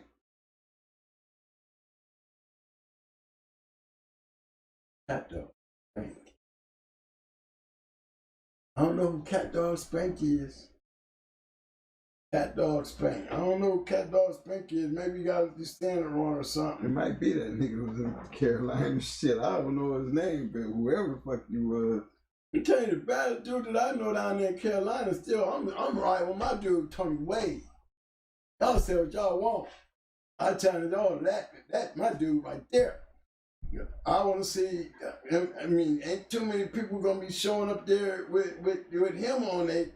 I beat Tony. You know, ain't too many people can say that either. You know what I'm saying? So I'm about to give it to Tony Wade, and then I'm going to give it to my man, Roster Man. He in the North Carolina too. You know what I'm saying? So, you know, I'm going to stand up for my brothers now. You know? Hey, look, your boy, he name checker.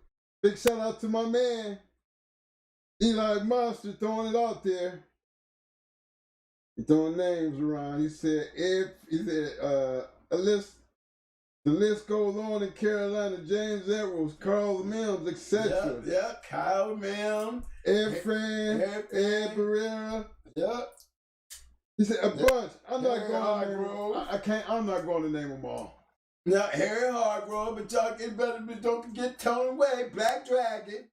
That's right. Don't forget him. Don't forget my boy Sheriff Powell. Don't forget that one. But if you put all their names together, they can't create what he created. A 10-time winner. Okay? I mean, let y'all know that. That's from PA, though. Let y'all know that was PA. That was a PA boy that did that. Pittsburgh boy did that.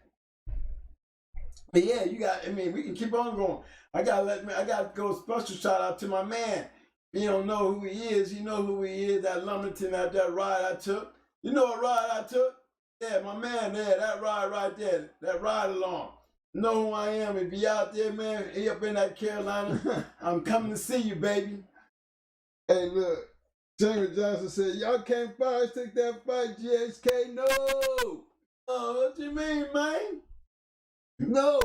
We're going to pretend like we playing for it. Yeah, we're going to pretend like we paying for it, okay? Let's say, we're gonna pretend just like we paying for it. But yes, sir, you already know what's going down. We old folks.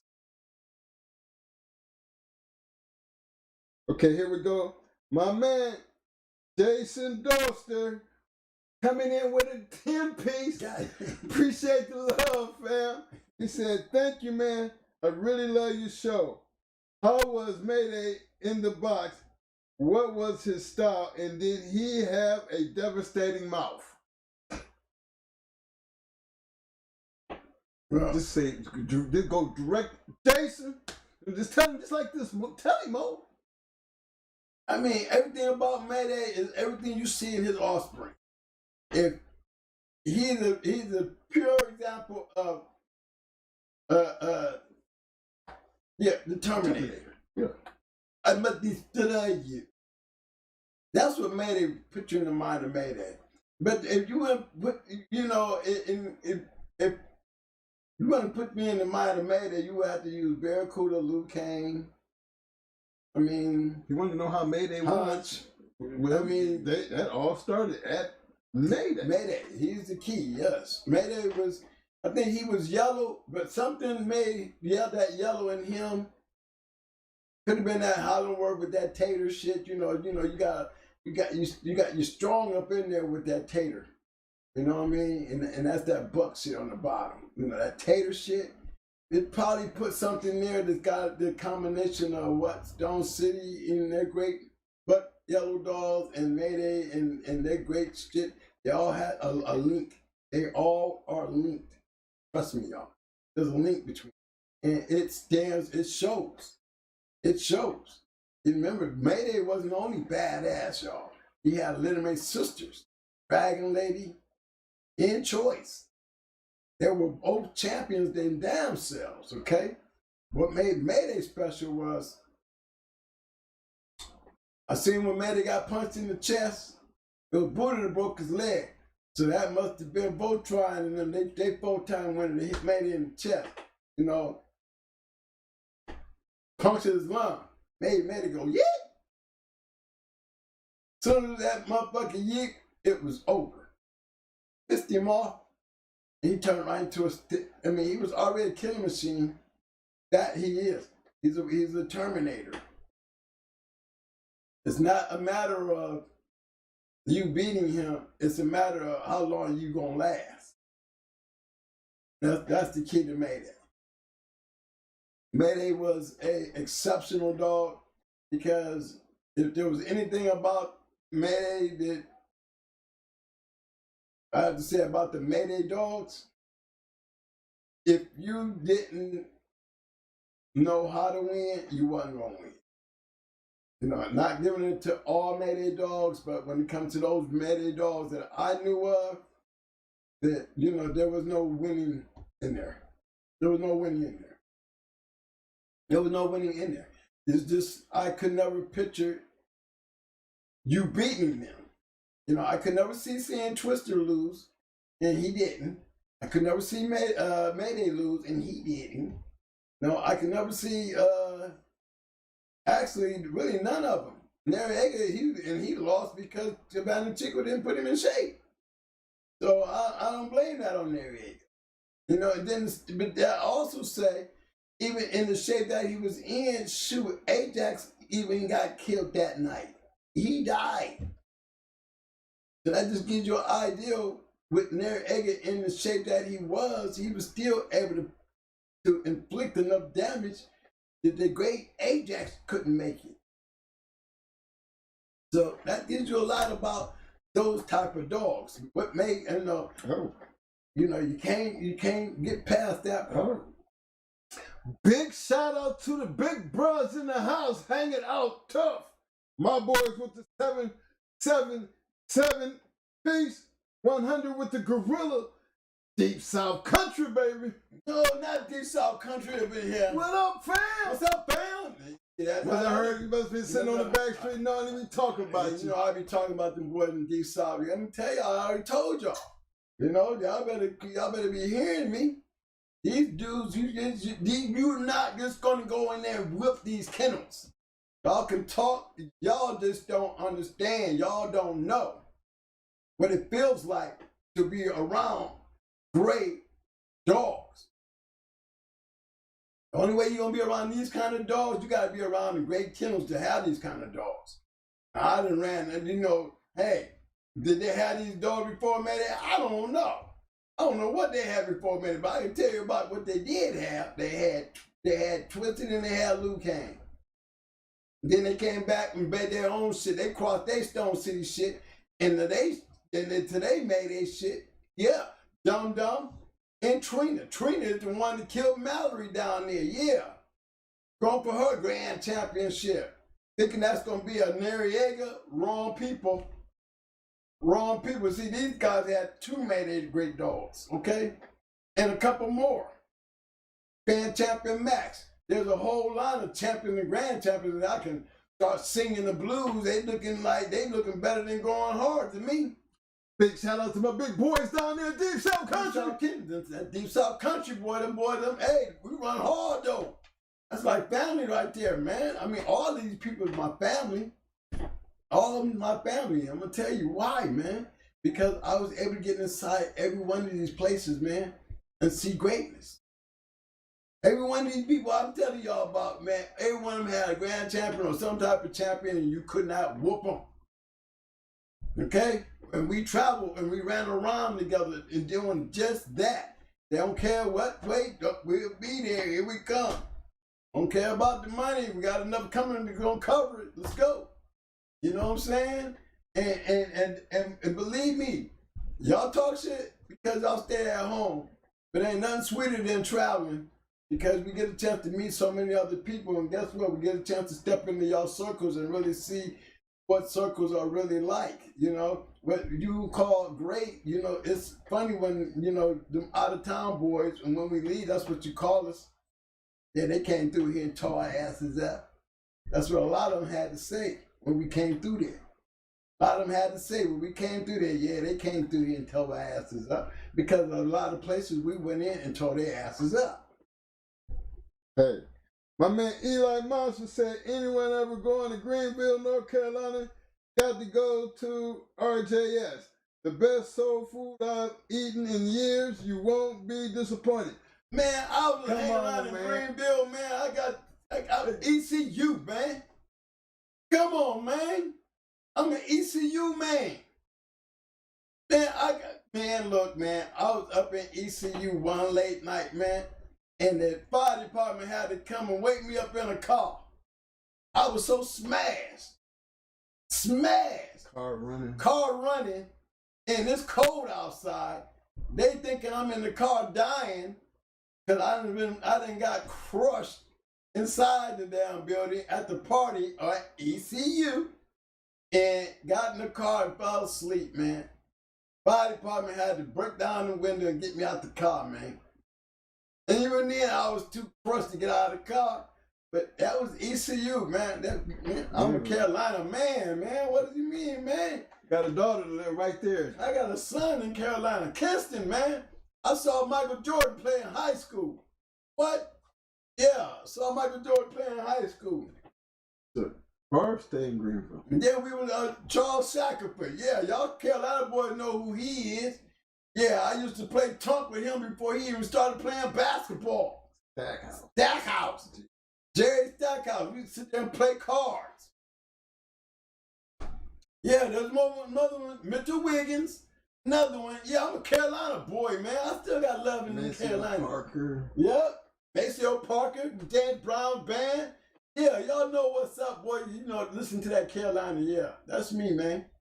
Yeah, I'm from the Act Right, but I'm nationwide, baby. Nationwide. Everywhere we go, man, we put our foot in there. We put it in there deep. We get to know everybody. Yes, it's home. Carolina's my other home. Shoot, Carolina was my second home before I got to Florida.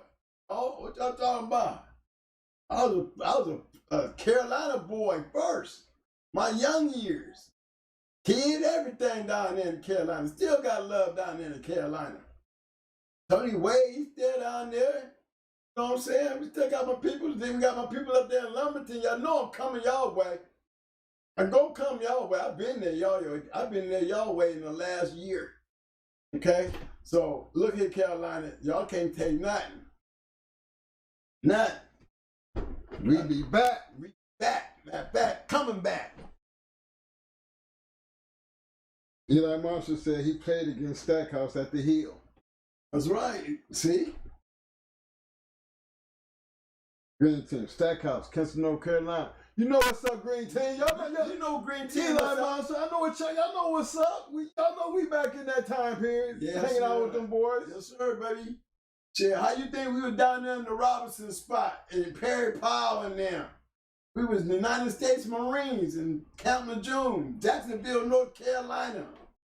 Running all up there in Kinston and Fayetteville and Greenville. Then we made our way over to North Carolina Central University and Duke and and Chapel UNC, Chapel Hill. Damn, In that tri-state area. Then we worked our way all the way up to Winston, North Carolina. Yes, sir. We went all up in there. Yes, sir. Wilson, North Carolina. Going all the way down there.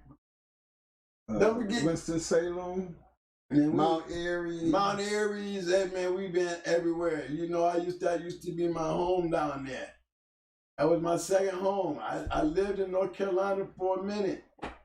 Yep. Remember, I even seen Tom Ratliff when he came from Columbus and moved down there in 92. Down there playing in his yard, see?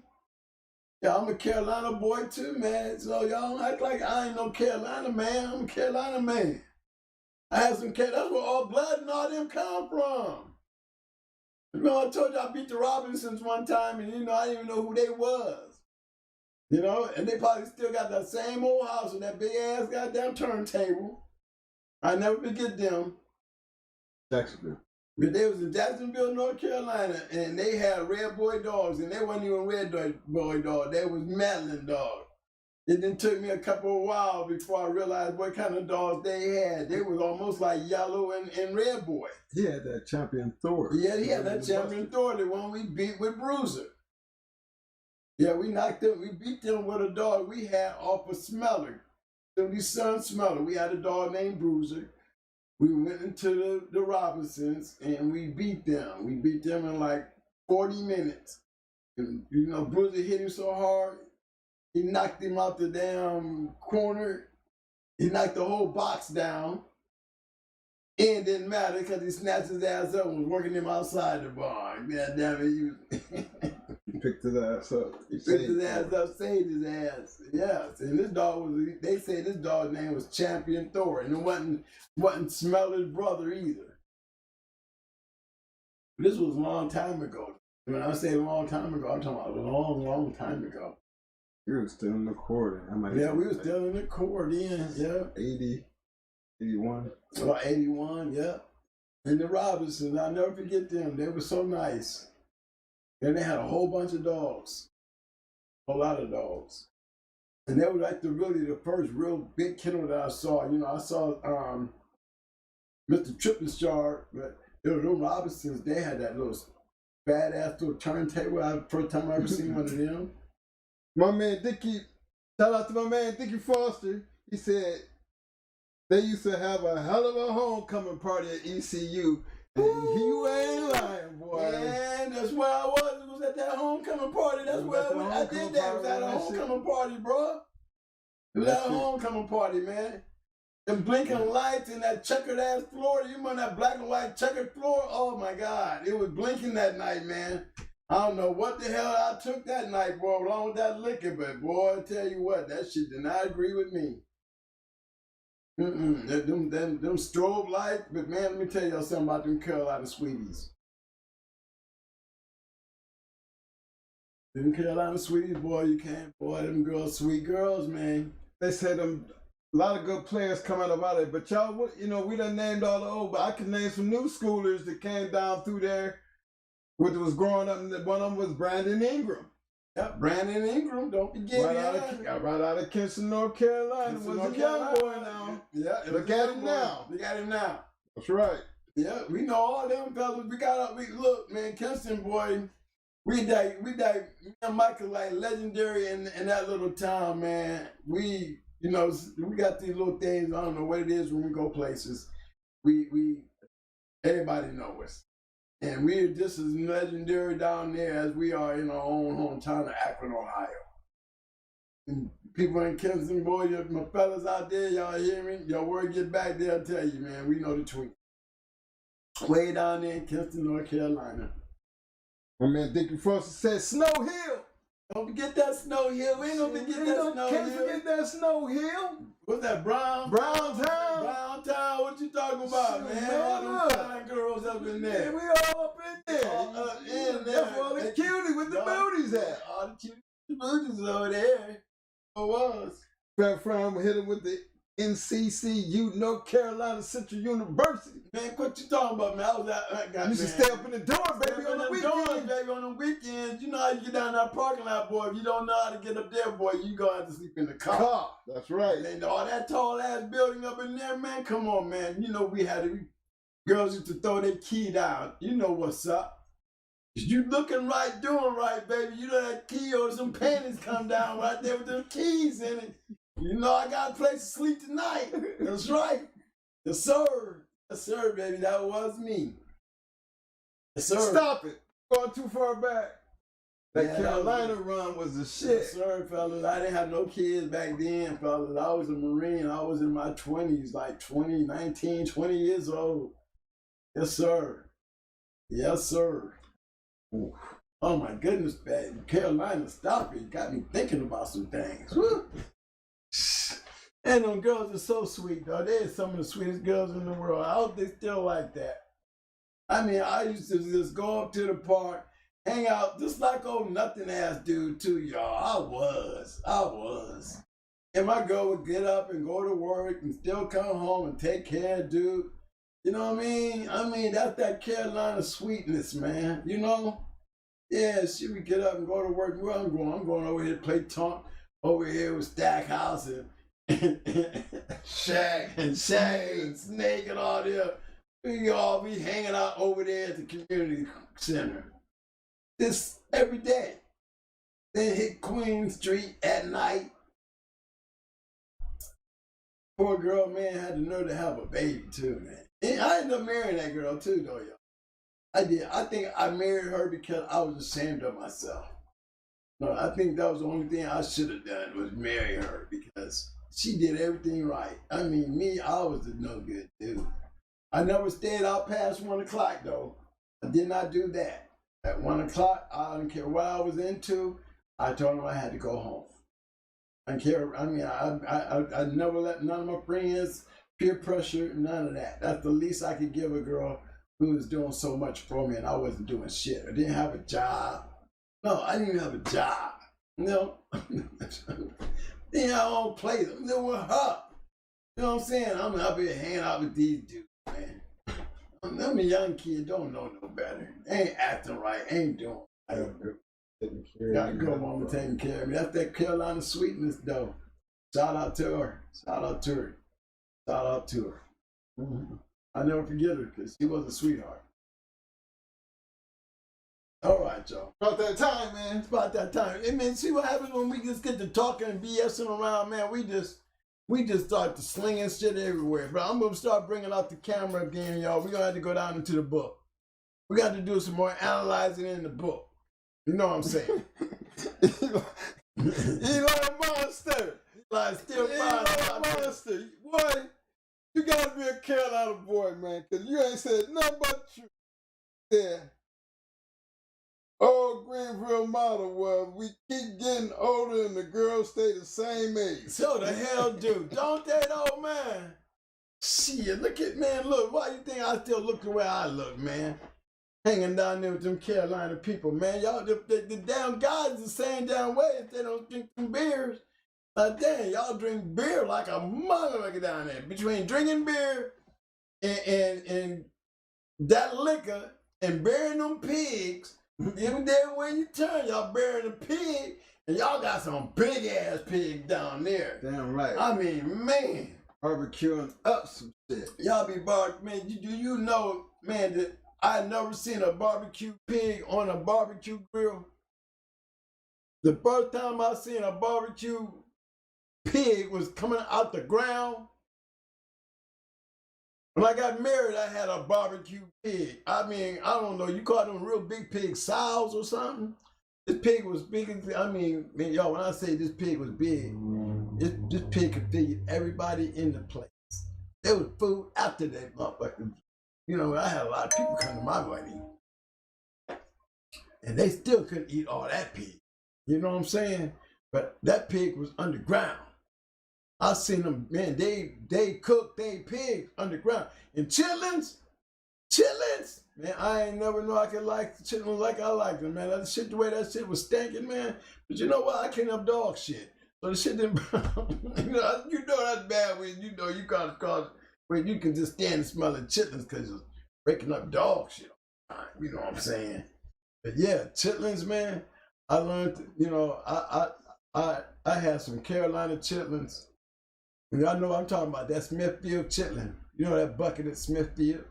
I know, I bet y'all niggas is hitting that shit. Yeah, that's Smithfield. That's right, boy. You know what you're talking about. Yeah, that Smithfield chitlin, that little bucket. You remember that red bucket? The 5 gallon. Man, look here, man. That boy used to stank up a house, but man, let me tell you something.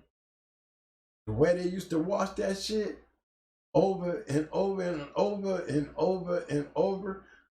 I'm telling you something, man. I ain't never had no chitlin like North Carolina chitlins. Mm-hmm. I don't even eat nobody else's chitlins because the last chitlins I ate, and I got to give it to them boys in South Carolina, though. They did have some bad, they was some bad boys with their chitlins and they seasoning. They was cold, and them cracklins. Yeah, them cracklins. Them cracklins, ooh, Lord have mercy. Let me tell y'all something. But them chitlins, I had to get to Carolina. Carolina's got the chitlins. They got the pig game down pat, y'all. The pig game is locked down in the Carolinas. I got to give it to y'all at the Carolinas. You know, I still am totally amazed by the way y'all cook them pigs in that ground. Y'all sure ain't scared. Y'all country boys grab that shit and get the slice and shit. And y'all don't mind grabbing dead shit. Y'all, you know what I'm saying? That's the funny thing about them Carolina boys. They know how to pick up roadkill and throw it out the goddamn road. They don't, I mean, goddamn boy, y'all Carolina boys. Y'all cut my people though, man. I mean, goddamn, I asked for a raccoon, goddamn, and one day, you know, saw one on the road. Put over to him, let me get that tail. And then I know I'm walking around with a little goddamn raccoon tail on my goddamn hat. I never did want to lose that damn tail. I don't know how he made that mud where it wouldn't get rusty or stanky or nothing. But that man, he had that tail for about a week, and next thing you know, he bought that tail back. He said, man, you can do that with a rabbit foot and all kind of shit, man. I was like, man, what the hell did these people, I mean, they just kill shit like it ain't nothing. That mean they don't have no problem killing shit. An animal, they go out there and yank a damn pig across the neck. I remember the deer? We hit the deer. One dude drove right out there and said, y'all want him, huh? And Highway Patrol said, y'all can have him. Y'all hit him. He tore y'all shit up. But and came over there and was like, man, what we gonna do with that deer? He said, I don't know, but the first thing we do before this meat get bad, blood going there. What the fuck? I want that shit. I'm motherfucker slapped that bitch on the hood of that truck. Slapped that motherfucker on the hood of his truck, man. You hear me? Yes, I respect the Carolina boys. Listen to me. Them boys, they mama boys, but them boys is Carolina boys, okay? I ain't gonna talk about you. I'm gonna walk with you, all right? I'm a Carolina boy my damn self. Hell yeah. If I had some country in me, it came from Carolina. Shout out to my mother-in-law, Mary Perry. Mary Perry, that's my mother-in-law down there in the Kinston, North Carolina. With the whole field fam. Right, my boy Snake Wonder. That's right. Yeah. And all the other pretty girls, I know. All the Suttons. Shout out to the Suttons. Yeah, man, that's the fam down in there. All that spot there, fellas. Yes, sir. Over brothers down there. Jimmy down there. Jimmy down there. Oh, they talk about a barbecue raccoon. You ain't lying either, man. I'm telling y'all, man. Green Tea talk about barbecue. Green Tea, you ain't bullshit. Raccoon. Yes, sir. He is not lying. Roadkill is not roadkill down there. That is food. Don't be out there dying yesterday. You better stank up real quick, boy, fuck around down there in Carolina. And better keep your pigs at home. And for real. I remember the railroad track down there in Kinston.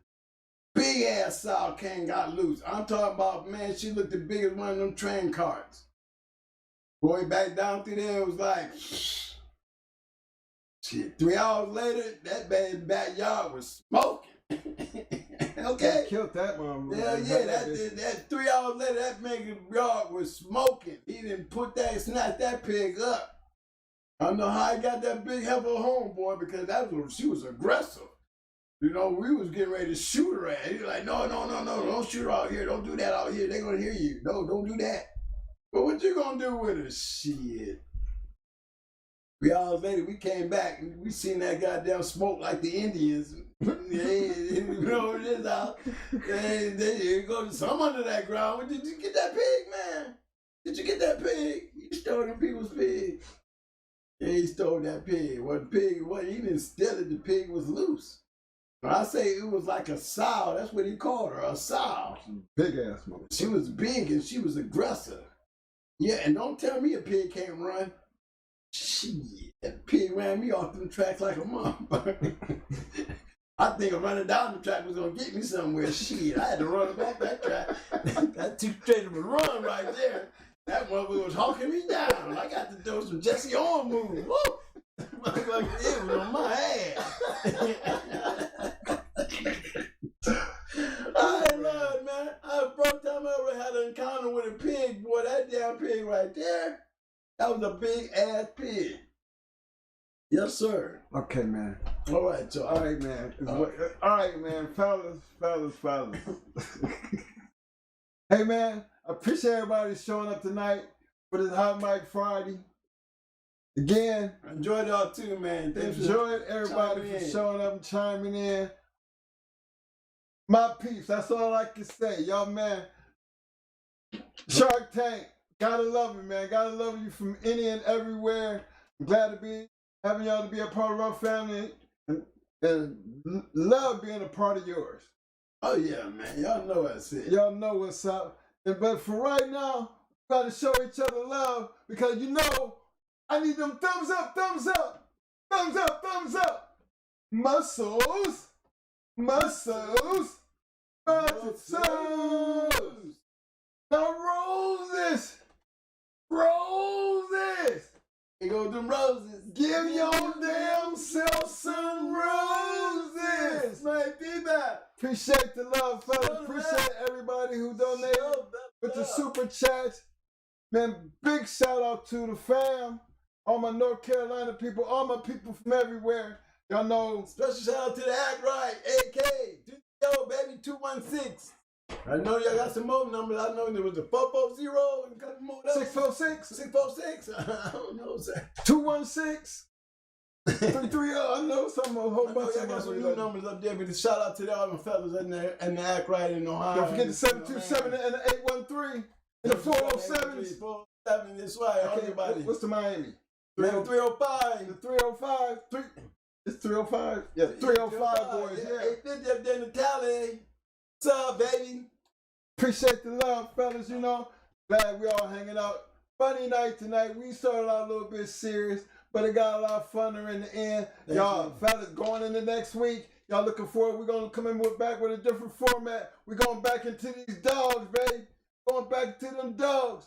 We're going to try to mend that whole concept of bringing the old back into the new. But we need y'all's help. Shark Tank, let's get them together. Get it together, fam. While y'all doing that, I'm going to go ahead and get ready to rock there. Yeah, I had a nice night, man. Tonight. That was some good ones, fellas. Thanks y'all for all those super chat. Thanks for that chiming in, man. You know, I like that. Hey, peace out, baby. What's up, fam? What's up, fam? Get that number, baby. Use it, man. Like you said, my number never changed, man.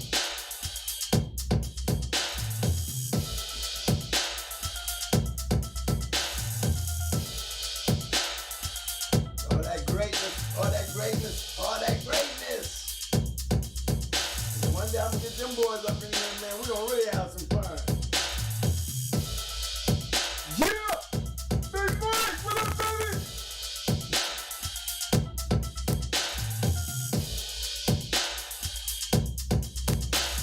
Oh, yeah. I'm trying to tell them, man. Y'all don't need this. Y'all don't need this. Y'all want it, though. I know. I want to see that. Yes, sir. Come on.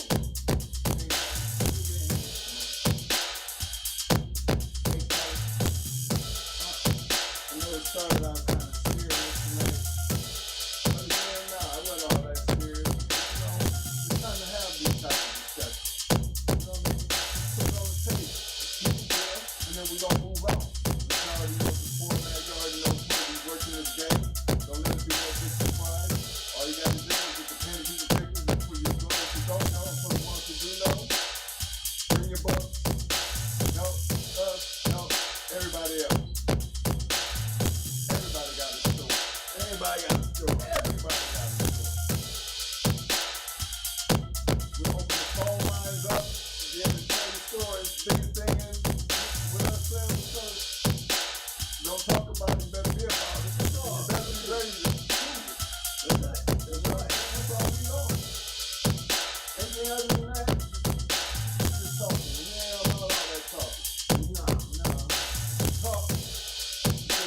ain't nothing we did. And so we don't need that like that. That ain't but this big ass calling out people who don't have no receipts, it's not gonna be tolerated.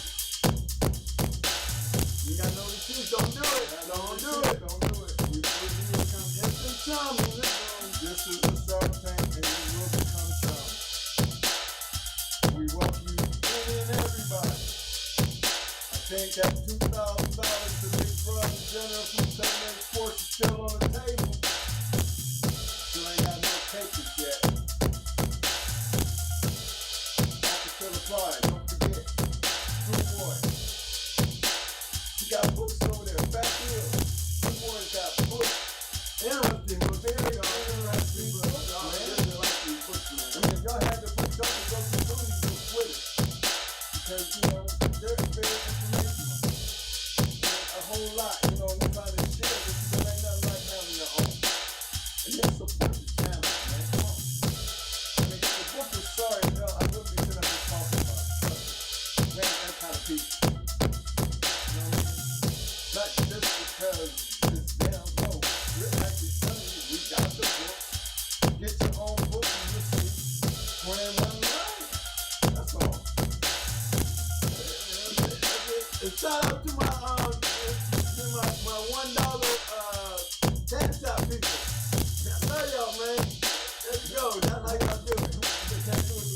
They came in, I had a couple of them with the $1. Yeah, that's right. That's right. They heard the money. But y'all keep doing that for that same old 99 cents. Believe me, it made a difference. Once y'all do me a favor, y'all keep doing that. 24 weeks in a month. Imagine that. 4 weeks in a month, and you doing that. What? Once a week? That's a lot. You know, when it comes to getting enough people doing it. But then we trying to, I mean, again, this is not up for subscription. We ain't even got into the subscription thing. I mean, I'm sorry, fellas. Because we don't know if God gonna bless us. And then we start doing that shit, God gonna snatch one of us away. So we ain't gonna try to play with it.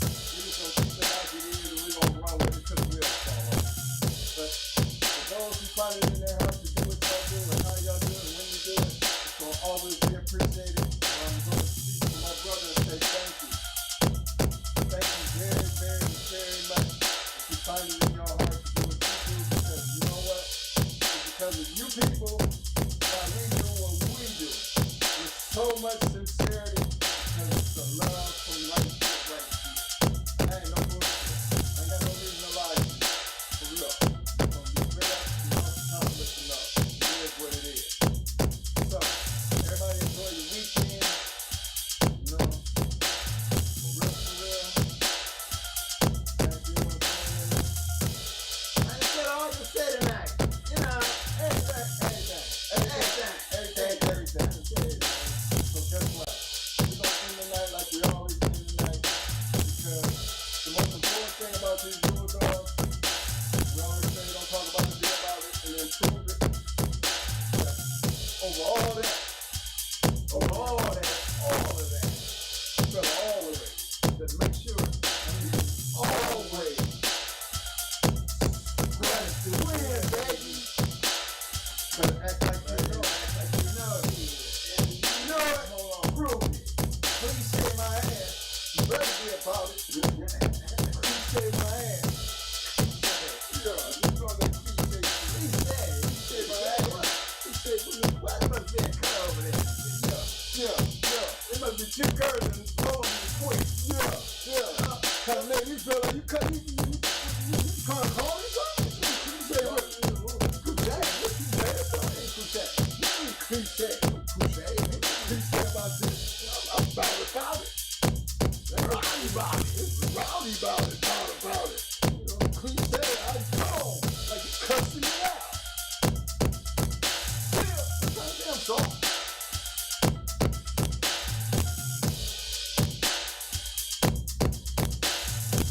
Yeah, man, that was a good night, fellas. And you know, check out the damn hold on, man. Poll. We gotta put up the poll right here. Let me go like quick, man. It didn't really change much from what it was earlier. We had 208 votes. We had a lot. Thank you guys. That's right. Question was, what is the most deadliest insect to have on an American Pit Bull Terrier yard? Flies had 12%. The mosquito had 43%. The ticks was at 28%.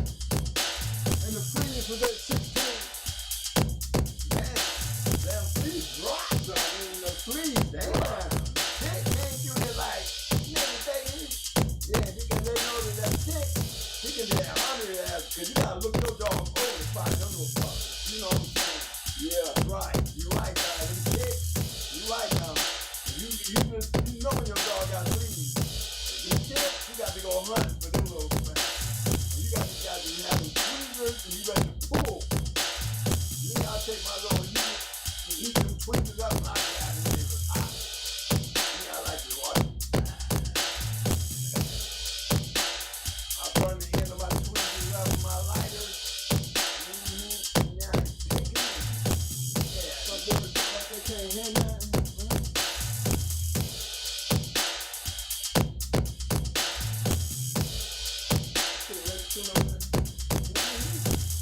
It's louder than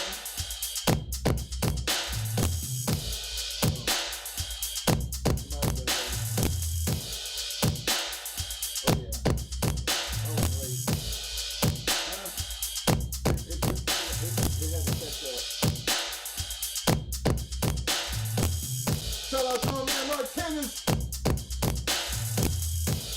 My boy King Candog representing the 336 in the hill. Put up, fam. My man Grant King with the 919. 919, what's up? That's that Cam. Grant King with the 704. Don't get that 252. Don't get that 252. Yeah, that's 252. You got that 252 up in there. Thank you for coming back with the 804 representing. Oh, not the 804. I'm all up in the 804. The 910 in the house. 910. Speak up, speak up, speak up. Everybody give him a big shout out. Why Kobayashi come back? He must be in Carolina and came in with the 919. Why Kobayashi, appreciate the love, fam. Yeah, Carolina started living. I told y'all gonna be my first center.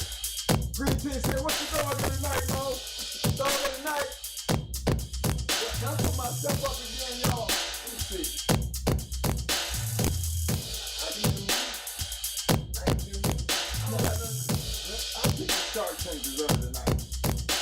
Personally, I said the dog of the night is the Shark Tank. Represent. Where you from? Represent where you from, sir. They need to start putting a whole bunch of sharks on the tap room right now. Dog of the night is the Shark Tank. That's right, we're gonna flood the room with sharks.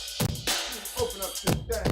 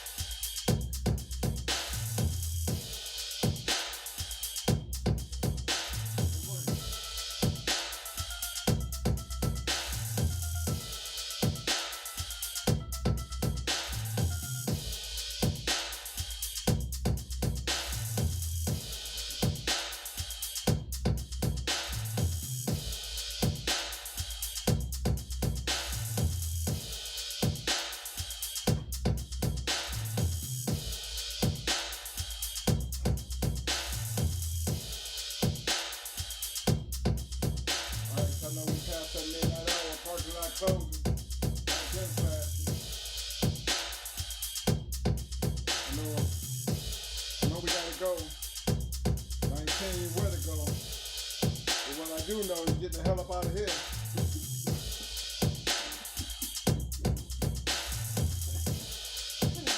Okay, brother.